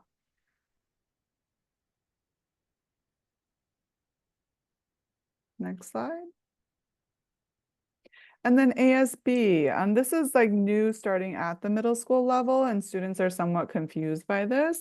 But basically, ASB, or Associated Student Body, is kind of what oversees or is the umbrella for things like additional school clubs, sports, things like that. So they are, again, the umbrella group. And so we do collect fees for ASB when students are participating in things like sports, drama clubs, speech and debate, all those kind of things that are extra to school. They kind of participate under this ASB umbrella. So again, there will be a yearly fee. It looks like this year it was $35, and you can pay it kind of at any time during the school year or when your student signs up. But when you pay it at the beginning, it just kind of makes sure that that's like kind of all squared away. And then of course we want every student to be able to participate in school sports and activities. And so please don't let cost ever be a barrier. Reach out, because there's usually additional ASB funds that we allocate for students in those situations, because we really do want to make sure that every student can participate if they want to. And this is where student leadership comes in play. By the time the students participate. can you, and thank you. So when you put the money towards the ASB, remember that the schools do not get a fund for clubs and sports. So that's how public schools are able to provide opportunities such as clubs and sports and other events at the school through ASB funding. So that's why we encourage every single child to pay the ASB fee unless you're unable to, and then you can ask for financial support. So that gives you many different opportunities of clubs and sports to participate in that kids love. In addition, the 8th grade year, the students, there's a leadership class. There'll be a president, vice president. They do elections, and those students actually decide in that leadership class how money is spent and how, the budgeting and everything, because each of the clubs have different budgets and what they do. So it's a great way to learn about funding through this leadership class and managing the ASB budget with the ASB advisor. So the students will choose these different officials, and they will have elections through the course of the year. And so that's how that happens. And so it's usually only eighth grade students who get to run for office. I see two hands raised. If you don't mind, I'm not going to take any questions till the end of the session, okay? Because that's going to result in everyone raising hands, and I have many, many questions in the chat. Um, so one of the things I want to say is last August, I'm not sure if I'm going to do it again because I usually do it every other year. But last August, we did a sports and club information night with lots of information. And we even recorded the Q&A at the end of the session. So if you have questions about sports and clubs, I encourage you to listen to this presentation that I did in August. It'll tell you a lot more information about clubs and sports and a lot more details also for ASB. And that presentation was for all middle and high school students. So it'll kind of give you information all through into high school about ASB. And So all as we said, sports, I just want to mention that all sports are offered at all of the middle schools, and they travel to play each other. And sports are a great way for students to meet more students, right? So even in sixth grade, they're exposed to potentially up to like 150 students, but sports gives them another avenue to do that. yeah, and clubs too. And so Yeah. the fees and costs. So ASB card, that's one of them. Once you join a sport, there's an additional $50 fee for that sport. And varsity for JV and varsity, and $20 if it's a non-competition kind of just a jamboree where they play with other students in the school. Very often, some sixth grade sports or levels are intramural. Your child will have to buy a PE uniform, and so check with the individual school. There's usually a yearbook fee too, and so you might want to buy a yearbook that the students, very often there's a class, the students work together to create this yearbook. And at the end of the year, students might sign the yearbook, and kids really want to have a school yearbook as a memory at the end of the year. There's often a science and lab fee. Elective fees, depending on the elective, there might be some kind of art fee or something. So in the beginning of the school year, during the EVP, enrollment verification process, in August, it's going to say, please go to the online fees and pay for any of the items that are needed. And also some schools will have a before school event where you can go to the school and check in with the bookkeeper and buy yearbooks and all of these different items at the school. Instrument rental. There are some instruments that you might be able to rent from the school if they have enough supplies. Most often the schools have them. Or I know for me, when my daughters did violin and double bass, we rented them from a private place that the school suggests. So depending on how many they have, because some instruments we might not have enough for everyone. So it depends on the instrument and the demand. You may be able to rent from the school or most often a private organization, a private company. There are several around Issaquah that do rentals for a pretty decent price. And again, there's financial assistance available to families. And so for rentals, and those families might qualify first. So most of the fees are expenses can be paid in August. And if you need financial assistance, please make sure you're completing out the free and reduced lunch forms, and then also check in with the school bookkeeper for financial assistance. Clubs, my favorite part of middle school, because in elementary school you don't have this, and then all of a sudden you go to middle schools and there are so many wonderful clubs. And if there is no club for your child, it's possible that your child can find 5 or 6 students and apply to create a new club. If maybe they want to do a writing club or a book club or something like that. To be in a club, all they need is an ASB card, especially the club already exists. And to look and see what clubs are available, you can go to Student Life. And this is not the link for it, but I'm going to click that anyway. Each school has in their website, they list all the clubs at the school, and all of the schools' websites, again, I told you, look the same. So under student life, all the clubs are listed under activities and all the sports are listed under athletics. So if you go to the activities, you'll also note that there's an activity bus for clubs. So Monday, Tuesday, Wednesday, and Thursday, there are buses that will take you to home, your kids' home. Now, these buses might not be, note that there's only one bus for this, so they might not take you to the actual stop. It takes you to Cougar Mountain Elementary School. So then the parent usually has to go there and pick them up, or it might be a walk for them. Um, so depending on the where it drops you off, you might have to walk. So club routes, definitely more walking, or the kids' parents have picked them up. See, please meet the bus and transport your child the rest of the way. But the activities are there. There are many, many clubs. All the schools have slightly different clubs. Um, so here are all the clubs, board game club, chess club, knit and crochet club, robotics, rock and band club. And if you look, let's say, at Pine Lake, where Young is at, the clubs they have will again be slightly different. There they have Adventure Club, Earth Service Corps Club, GSA International Club, Robotics, Speech and Debate. So there are many. And also note this, what they said, interested in starting a new club? You can do that also by talking to the assistant principal usually at the school who can help with that. Then Mhm. you also have sports. So for sports, each school offers the pretty much the same sports. Mhm. So because each of the schools play against with each other. So in fall, the sports offered would include would include cross country, soccer, and volleyball. And then the website has all the information about the practice times, who is the coaches, and so forth. So check that out. In winter, the sports offered will be slightly different.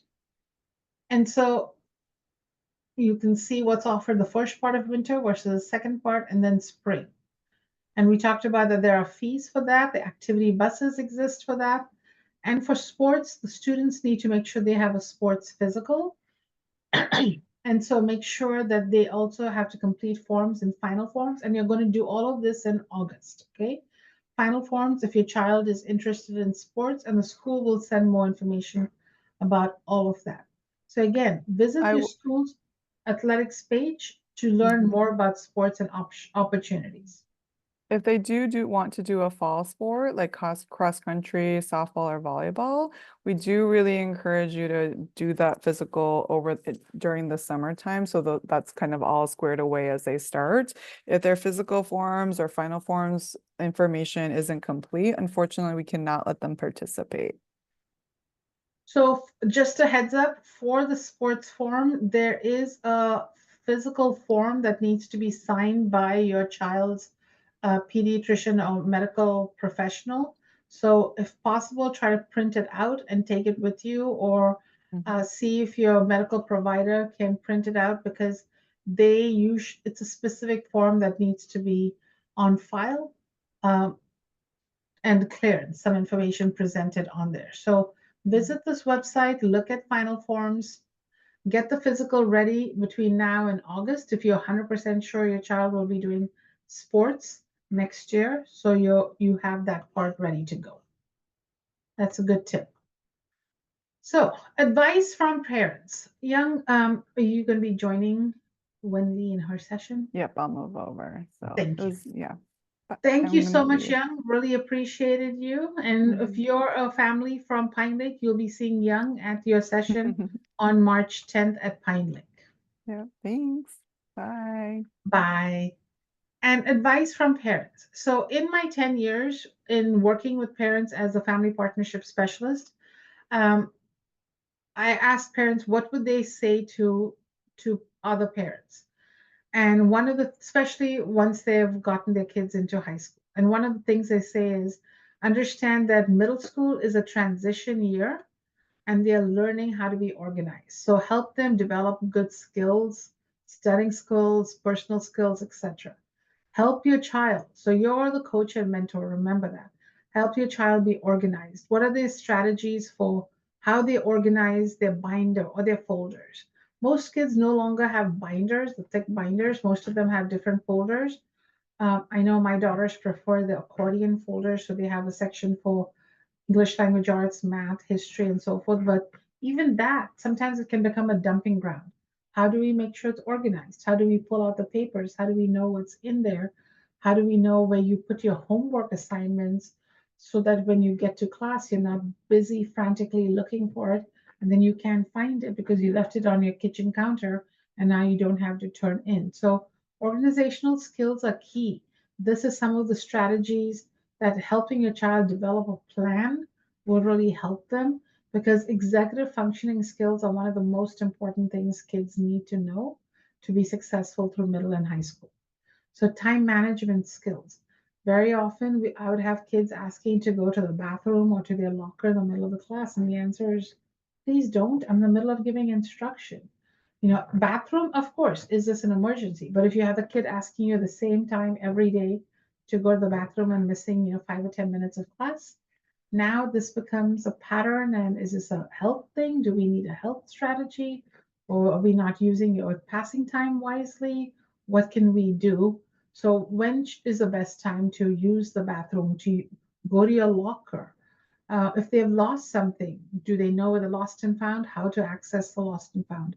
If they're having a hard day and need to speak to a counselor, how do they access the counselor? Teaching them how to email so that they can make an appointment with a counselor, or you can help them learn.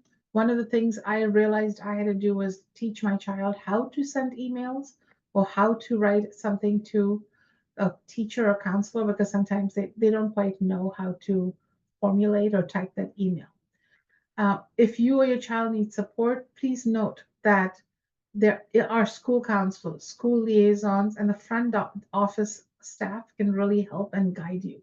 So don't feel alone because middle school can be hard because it's such a big transition. So note, you're not alone. You have a lot of people on your side to help you. So I would start with the school liaison for now. And when school starts, that specific middle school's counselor and office staff to also are part of your team, the parent team, to help you get through this. So check your child's planner and teacher websites frequently. Some schools don't have planners, so it's mainly the Canvas. Some schools ask kids to buy a planner. It depends on the school. But most schools now have moved straight to Canvas information, the school's Canvas page frequently to get their information.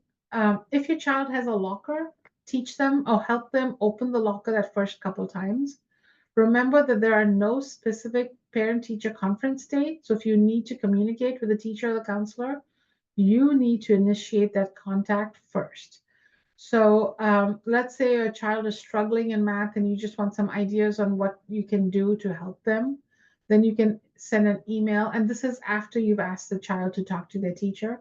Uh, Start asking about that and say, hey, how can I have a meeting to meet with you about this?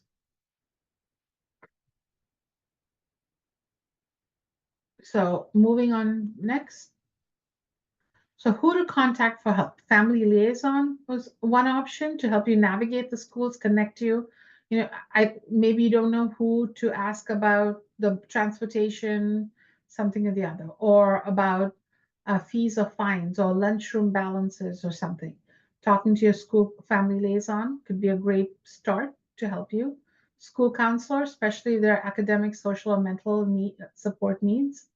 Bookkeepers, this is a new role. There's a specific person in middle schools called bookkeeper, and that person is in charge of fees, PE uniforms, all of the sports related fees. Also, they can help with financial assistance. The front office staff, there are two main people. One's the school registrar, and then one is the principal's secretary. But the school, the attendance person, and then the principal secretary, and then by the counseling department, there is the registrar, which is different than elementary school, where the attendance and the registrar person was the same.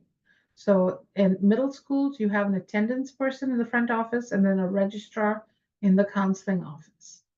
So the administrators are also good resources. I had a couple questions in the sign-in sheet about what happens if there's a behavior. Maybe you're worried about bullying. I had a couple questions about bathrooms. So if you have questions and concerns about that, the school principal and assistant principal would be the best person to address your questions. And so please check in with them about that information. And then the Cougar Mountain is Issaquah Middle and Maywood events have already passed. The Beaver Lake, Pine Lake, and Pacific Cascade events are on March 10th. I know the date for the Beaver Lake and Pine Lake. I wasn't sure about the Pacific Cascade, so I didn't put that in. But I know that those dates on March 10th. So for parents with kids going to those three schools, that event is still coming up, and they will give you much more information about that. Your child will be registering for their courses using Skyward Student Access, and they will give you more information as to when that portal will open and when it will close and choosing. The course registration sounds a lot more complex than it is. You really don't have to make too many choices. It's basically for English, advanced English, or regular English. Social studies, everyone takes the same class. Math, which one of the pathways you'll be taking for math. For science, which one of the two pathways, path one or path two. Everyone will take a PE health class, and then your elective. So that's the big one where you're going to take a year-long elective. Will it be choir, band, orchestra, or if you're going to take one of the other electives the school is offering because your child is not interested in one of those musical electives. And everyone is different, so they have options. Back to school dates to remember is usually the second week of August. There will be an EVP, enrollment verification process. If your child is doing sports, make sure they complete the final forms. Nearly every single, I think all of the elementary schools does a specific event for sixth graders right before school starts, usually the week or two before. The week before, it's usually around the 20 something.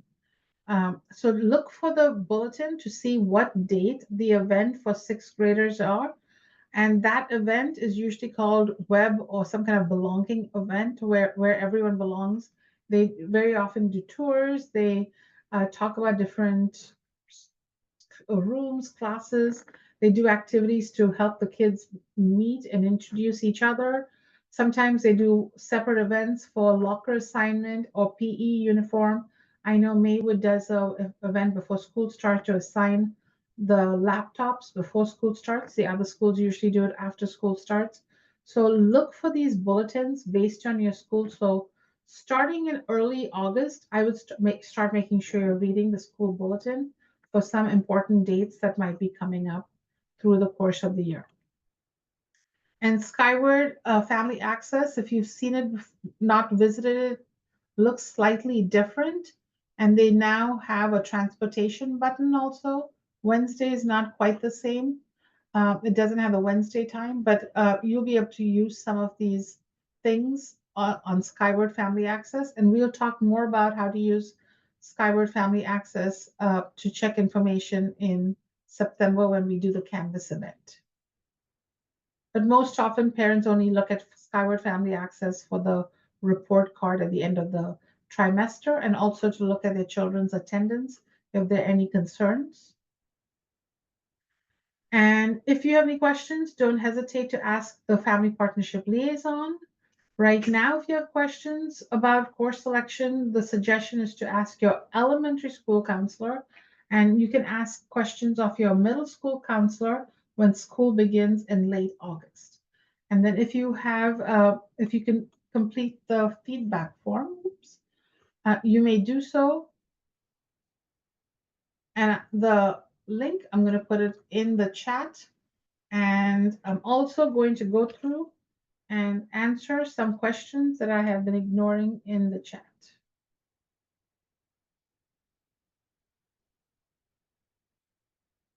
Okay, so right now I'm putting the link to the feedback form. So while you're doing this, please, I will answer questions. Okay, so for the first question was, where can I find this information, and this information is, so here, okay, so if you go to programs and services, family partnership, so under family partnership, you're going to go to resources, and in resources, you will see that there is an elementary page, and in the elementary page, this is last year's event that I have there. I'm going to delete it and add this year's event to it. And then other resources on here are Canvas, family information, logging in, other resources here for you. Okay, so in Skyward, remember, you are not going to be doing course selection. Your child will be doing course selection under student access, okay? So the school will give you more information on how to complete the course selection process, and it'll be under the student access link. Okay. Where can I, okay, so the contents of the curriculum, you can see the school, you can contact TLS and the school to get more information on the pathway. Let me see if that information is posted here. Email me and I will give you the TLS, the Teaching and Learning Services admin assistant to help you if you're looking for something specific, a specific book now. Otherwise, the textbooks will be available for your child to see and you to see when the school begins at curriculum night. The club and activity session that I recorded, the link is in my slide deck. And so when I send you my slide deck, all the links, if you complete the feedback form, I will be sending this to you. And in the slide deck right here, this is the recording for last year, the event I did in August. It has a slide deck and the YouTube video that I did, that we made from that event. Okay. You will have to look at your emails on the bulletin or to see what the time for the PCMS event. I'm not sure. Oh, good question. Volunteering at school. So please join your PTSA. They will give you several activities. In general, I'm going to be honest, in middle school, there aren't as many volunteer opportunities as there are in elementary school. The best way to get into volunteer opportunities at middle school is through your PTSA. There is something at couple schools called Walkabout, where parents kind of walk around the hallways and just kind of monitor and make sure everything is okay.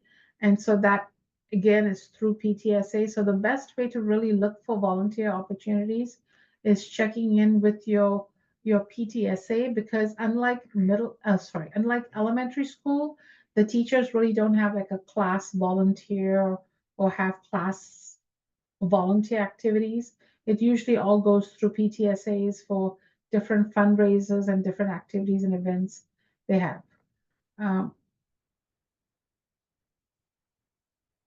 yeah, so if your child, I have a parent saying that they're not receiving any notifications, please email me. I can check your emails and I can try to help navigate and figure out why you're not receiving any notifications. Next question is, connecting to a teacher. Do we need to contact school counselor first? Okay, so if you're noticing there's a problem in like multiple classes, your child's grades are low and you're just like, what's going on? Or maybe there's a death in the family or something is going on, then what I would recommend is contacting the counselor and say, hey, I have concerns, like, certain thing is happening and I really would like to talk to all of the teachers at a meeting. And then the school counselor can help you set up a meeting for all.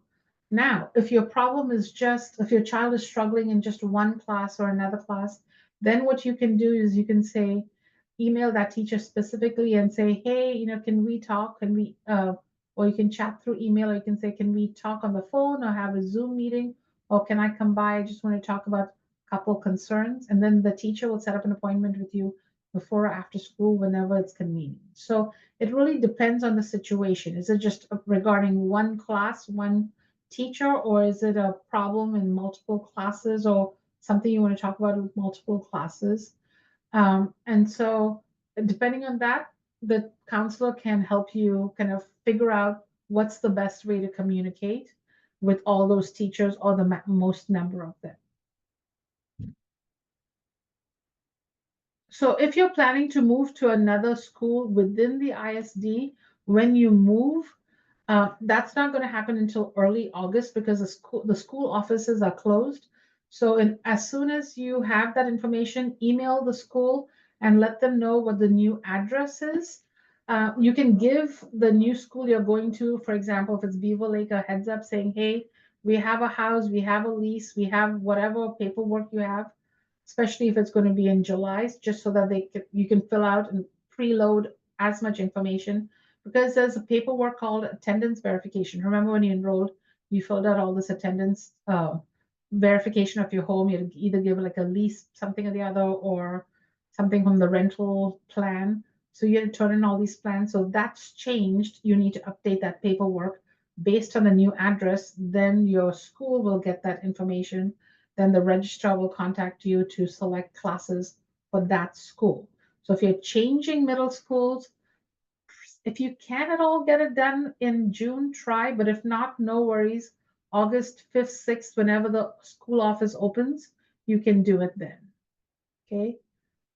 Parent information night, I think I just shared it. So it's over here, the time for Pine Lake and Beaver Lake. So how many sports and clubs can a student attend? Clubs, whatever number of clubs, depends on what days they meet. So, for example, right now my daughter can't do any of the clubs she wants to on Tuesdays, but she has violin lessons because most of the clubs are being offered on Tuesdays. So she can only do clubs on Thursdays the other day because very often they don't offer clubs for whatever reason on Mondays and Wednesdays as much. So, however many they can put in their schedule, they can take. There's no limits for clubs. Sports, it's usually one sport per season, 4 seasons, because the practice is after school, so they can potentially only get to any one practice and or games for that one club that they're one sport that they're participating in. I answer the question about buying or renting musical instrument. Electing ASB, we answered that. Most middle school have, I didn't understand this, outside time for lunch.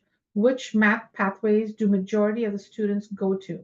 I don't have that data yet. It honestly is between pathway 1 and pathway 2. The hardest part, honestly, is if you're in pathway 2, which you start with math 1, 2, if you change your mind, you can go down to 1, or if your child didn't do well at the end of the year, you can just take math 2 in 7th grade. But so you can always go backwards. But a couple parents have asked me, if my child is in math 1, 2, and they're doing really well, can they skip ahead or move to the next level the year after? And that doesn't work. So once you're kind of in a math pathway, it's possible to kind of move down because it's too hard for them, but it's really not possible to move up. So keep that in mind because you have to take certain classes. Okay, I'm gonna actually go back to the bottom of the questions because too many people have very many new questions coming in. Sky, where do I go? Da, da, da, da. Clubs are the year or clubs are year long. Students does not have Skyward access in elementary school. Yeah, they do. Oh no, you're right. They don't. So in the next 2 weeks, your child's registrar, during this course selection process, is going to tell you how to access student access in starting next month. So they just changed all of Skyward to a new platform. It's still Skyward, but it's Skyward 2.0 basically. I don't know if you remember, but they turned it off over the February break and they turned it on. So in the next 2 or 3 weeks, the fifth graders will then have access to student access. You're right. And they will tell you what your password is because your child is going to have to have a username and password. So the student access will be coming soon. Do you allow students to change math pathways in 7th grade? And yes, if you're going to go backwards, but not really going into a higher level. So that actually happens quite a bit where students who took math 1, 2, they struggled with it. Maybe they're getting a B, B minus. And so it's parent is like, oh, we don't think their foundation is strong enough. So seventh grade, they're going to go to math 2. Okay. So yes, they can go kind of, I'm calling it backwards, but just going down in that level. Let me see if I have that graphic. Yeah. So if you're taking math 1, 2, and you're like, ooh, this year was not very good, he didn't end strong, you can take math 2 over here. So that is definitely a possible going the sideways diagonal moves. But you're not going to go like, oh, he did really well. He got an A plus in math 1, 2. I'm going to put him in algebra. That's just not going to happen because he missed an entire content. So that's way too much content. Oh, good question. Phones. So that is a big question being asked. Phones, iWatches, other electronics. Middle schools have very strict phone policy. Phones are not allowed to be on campus, and they can use it after school at sports and clubs to contact parents. But usually, even in the morning when they come in, the schools do not. My daughter and I were just talking about it because her principal, she had a phone out. Shh, don't tell anyone. But in the comments, and a principal looked at it and said, put it away. And then there was an announcement that even when they came into the building in the morning, no phones allowed. So make sure that you remind your kids and how to use phones properly, that no phones, especially no taking photos, videos during school time, on school, within the school campus time, within the building. Okay, because they will try to, some of them are little naughty ones, and they will pull it out and text stuff at the bathroom or under the desk, or, you know, they know how to message sometimes in their pockets. So just keep that in mind. Um, for Moreland students, will all of the paperwork be transferred to the feeder middle school automatically? Yes, but remember, Moreland students, you still need to choose all of your classes for your children because they have the Moreland program. That doesn't mean that the school will register. So the paperwork will be transferred, but your the school that they'll be going to, because it's may not be the same feeder pattern school, will definitely get the information. Yes. Can kids try out for band for a trimester, and if they not like it, switch to an elective? Ooh, that's a hard one. Ask the counselor about that because I don't know if that's possible. One of the hardships about that is they create classes based on class size. So if your child decides they don't want to be in band, there may not be space in an elective class for them to switch out in the middle of the trimester, but at the end of the trimester, there might be. So I think that's possible, but just double check. So I think that's possible, but check in with your specific school. Some schools are really at max capacity, so it's really hard for them to make too many changes through the course of the school year. Um, okay, next question. PE health classes are in fixed order? No. So you don't get to choose, unfortunately. Like my daughter had PE, and then she had health, and now she has PE again. Some kids will start with health, then they have PE. So you don't choose, kid doesn't choose. The school determines what order you're going to be getting the PE or health um, classes during the course of the year. Just one of the classes will be that. Can Canvas have a deadlines view? Yeah, Canvas has a calendar. It's really great. I absolutely love Canvas. So you don't really need, and that's one of the reasons they're kind of moving away from having students have planners. Some schools I feel still had a paper, like a planner book thing, but Canvas does have that. Some schools still have a planner, but Canvas, you can go to a calendar view and for that week and just see what assignments you have and what ones are coming up. Organizational binder recommendation for that, it really depends on your child. And even if you ask your friends who have children in middle school, they're going to be different. It depends honestly on what works for your child.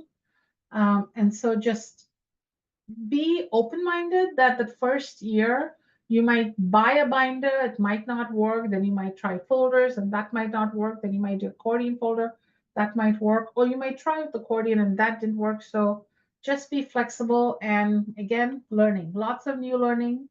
Flexibility is the name of the game. Is there a limit of number of students taking electives? Oh, yes. So electives classes do fill up. They usually are a little bit more flexible with that, but even then, we can't have one class with like 36 kids and another class with 24. So at some point, they cap the class and say, sorry, too many kids. You're going to have to take this other elective. That's why they always say choose multiple different electives. I'm going to be honest with you. My daughter's first year or in seventh grade, when she did not take music, she didn't really have much choice about some of her electives. Sometimes they weren't even on her top choices and they were assigned because they're the only ones open, because it really depends on your schedule, right? Because there are certain classes that have to be taken. And so that period that has the electives, it's what is open at that time. And they usually try, but it just, honestly, I'm going to say it's not possible. So just be flexible that you may not get the elective class that you hoped for. Do we choose sports and clubs with course selection? No. Sports and clubs are things that you're going to start deciding to do starting in August. Sports, if you're doing a fall sports, you're going to want to get your final forms in as soon as possible. And clubs, you're just going to listen to the or your child will listen to the announcements when clubs start meeting, and then they're going to go to those clubs and start meeting with those clubs. So that's all next year. Is there a possibility?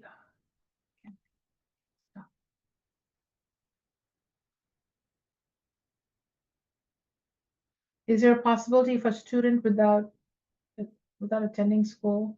But still, no.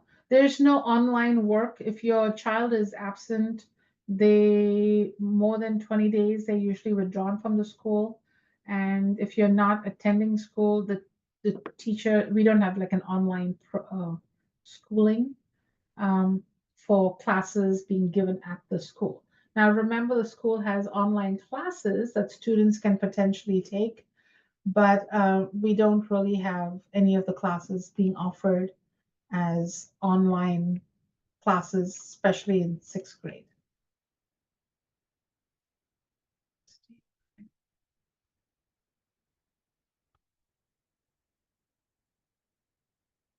Sorry, let me do this. ISD. So there are some online classes your child can take, especially uh, at the higher seventh and eighth grade level. There's a lot of fun and interesting online programs that students can take, but that's not considered regular courses like ELA classes and everything. So you can look at the online just to learn more about programs the school offers, because definitely there are some classes that kids can take, but it's not a replacement for school classes that students need to be taking. Okay. Child, okay. Students are only taking one elective. So the question was how many electives? Courses. The deadline to select course is March 14th. Double check, I'm not quite sure if that's the case for all the schools. So I think that might vary a little bit. It might depend on the school. But I know that the school turns on and off the course selection deadline. So that might be the case. I'm not quite sure. Thank you. Would the school laptops stay charged throughout the day? Yes, the school laptops are built so that they have a charge throughout the day. Just, I would encourage your child to have their laptop charged at night, especially if they've been using it in the evenings or they use it at school often. And the course selection opens on March 5th. So for most schools, for some schools, but I don't know, since PCMS, PLMS, and Beaver Lake are not having the events till the 10th. I wasn't sure if they were opening theirs on March 5th or later. Number of kids can register to band. Band and orchestra have a lot of kids in it. So usually they don't have limits for the number of kids in band and orchestra. Can students play more than one sport one season while doing a year-long club? Um, they can. It's usually they're going to miss some of the meetings for that club, so that can be hard. So being in a sport and a club, especially if they're doing sports every single season, chances are they're not going to be able to go to the club meetings as much. Can kids use cell phone during lunch listening to music? I don't believe the schools allow cell phones on campus. They are not to be kind of visible because too many kids are recording other kids and using it inappropriately. So that's not appropriate to have the cell phone out during lunch. Will students be provided with a laptop charger and case? No case, but laptop charger, yes. There is an insurance policy for laptops if your child is expected to be a little bit, um, may potentially be unsafe, but if it's, when you do EVP, you'll see there's information about laptop care and insurance if you, optional insurance if you want to, and cost and such things like that. But, um, you know, most kids are fine with their laptops. Kids nowadays know how to treat their electronics and respect school property. Um, there is a school IT, there's a person on campus that helps with working keys and such. And then if there is damage to the laptop, it's just a conversation with the IT and figuring it out how it was done and talking to the school about replacement. Is should they contact for, yeah, so when they get their laptops, there's information as to who to contact if there are problems with your computer. So school, so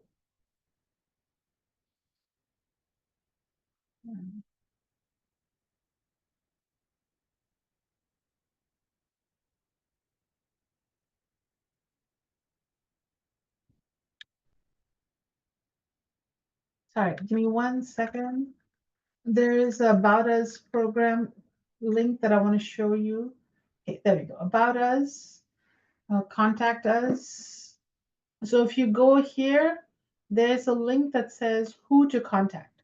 This is a really good link because it tells you if you're having issues with attendance or how to report attendance, or if there's a problem with your laptop, who to contact, lunch balance. So this is also a great place to go to if you're not sure who to ask questions about different issues at school. Um, for sports. Okay, there we go.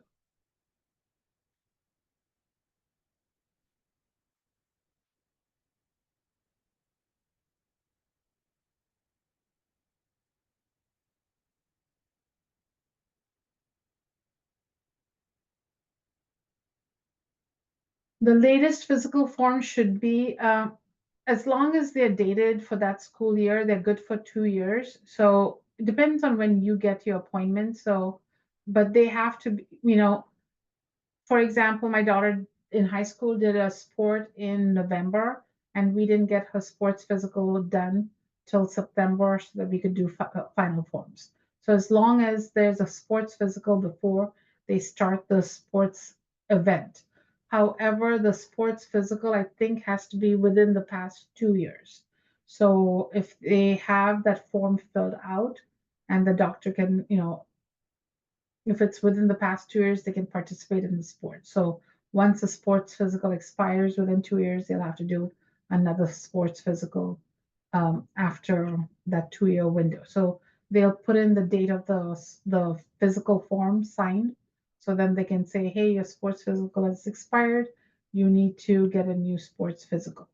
Connecting to your teacher. I asked that question. Where am I? Can we try out band? No, I asked. Answer that. Do we know? I answer that. Okay. Two people had their hands raised. I never accessed them. At this time, I'm actually going to stop recording, and it might just be easier to have you ask me the questions, and then I will answer the questions. And so that will be much faster than going through the list.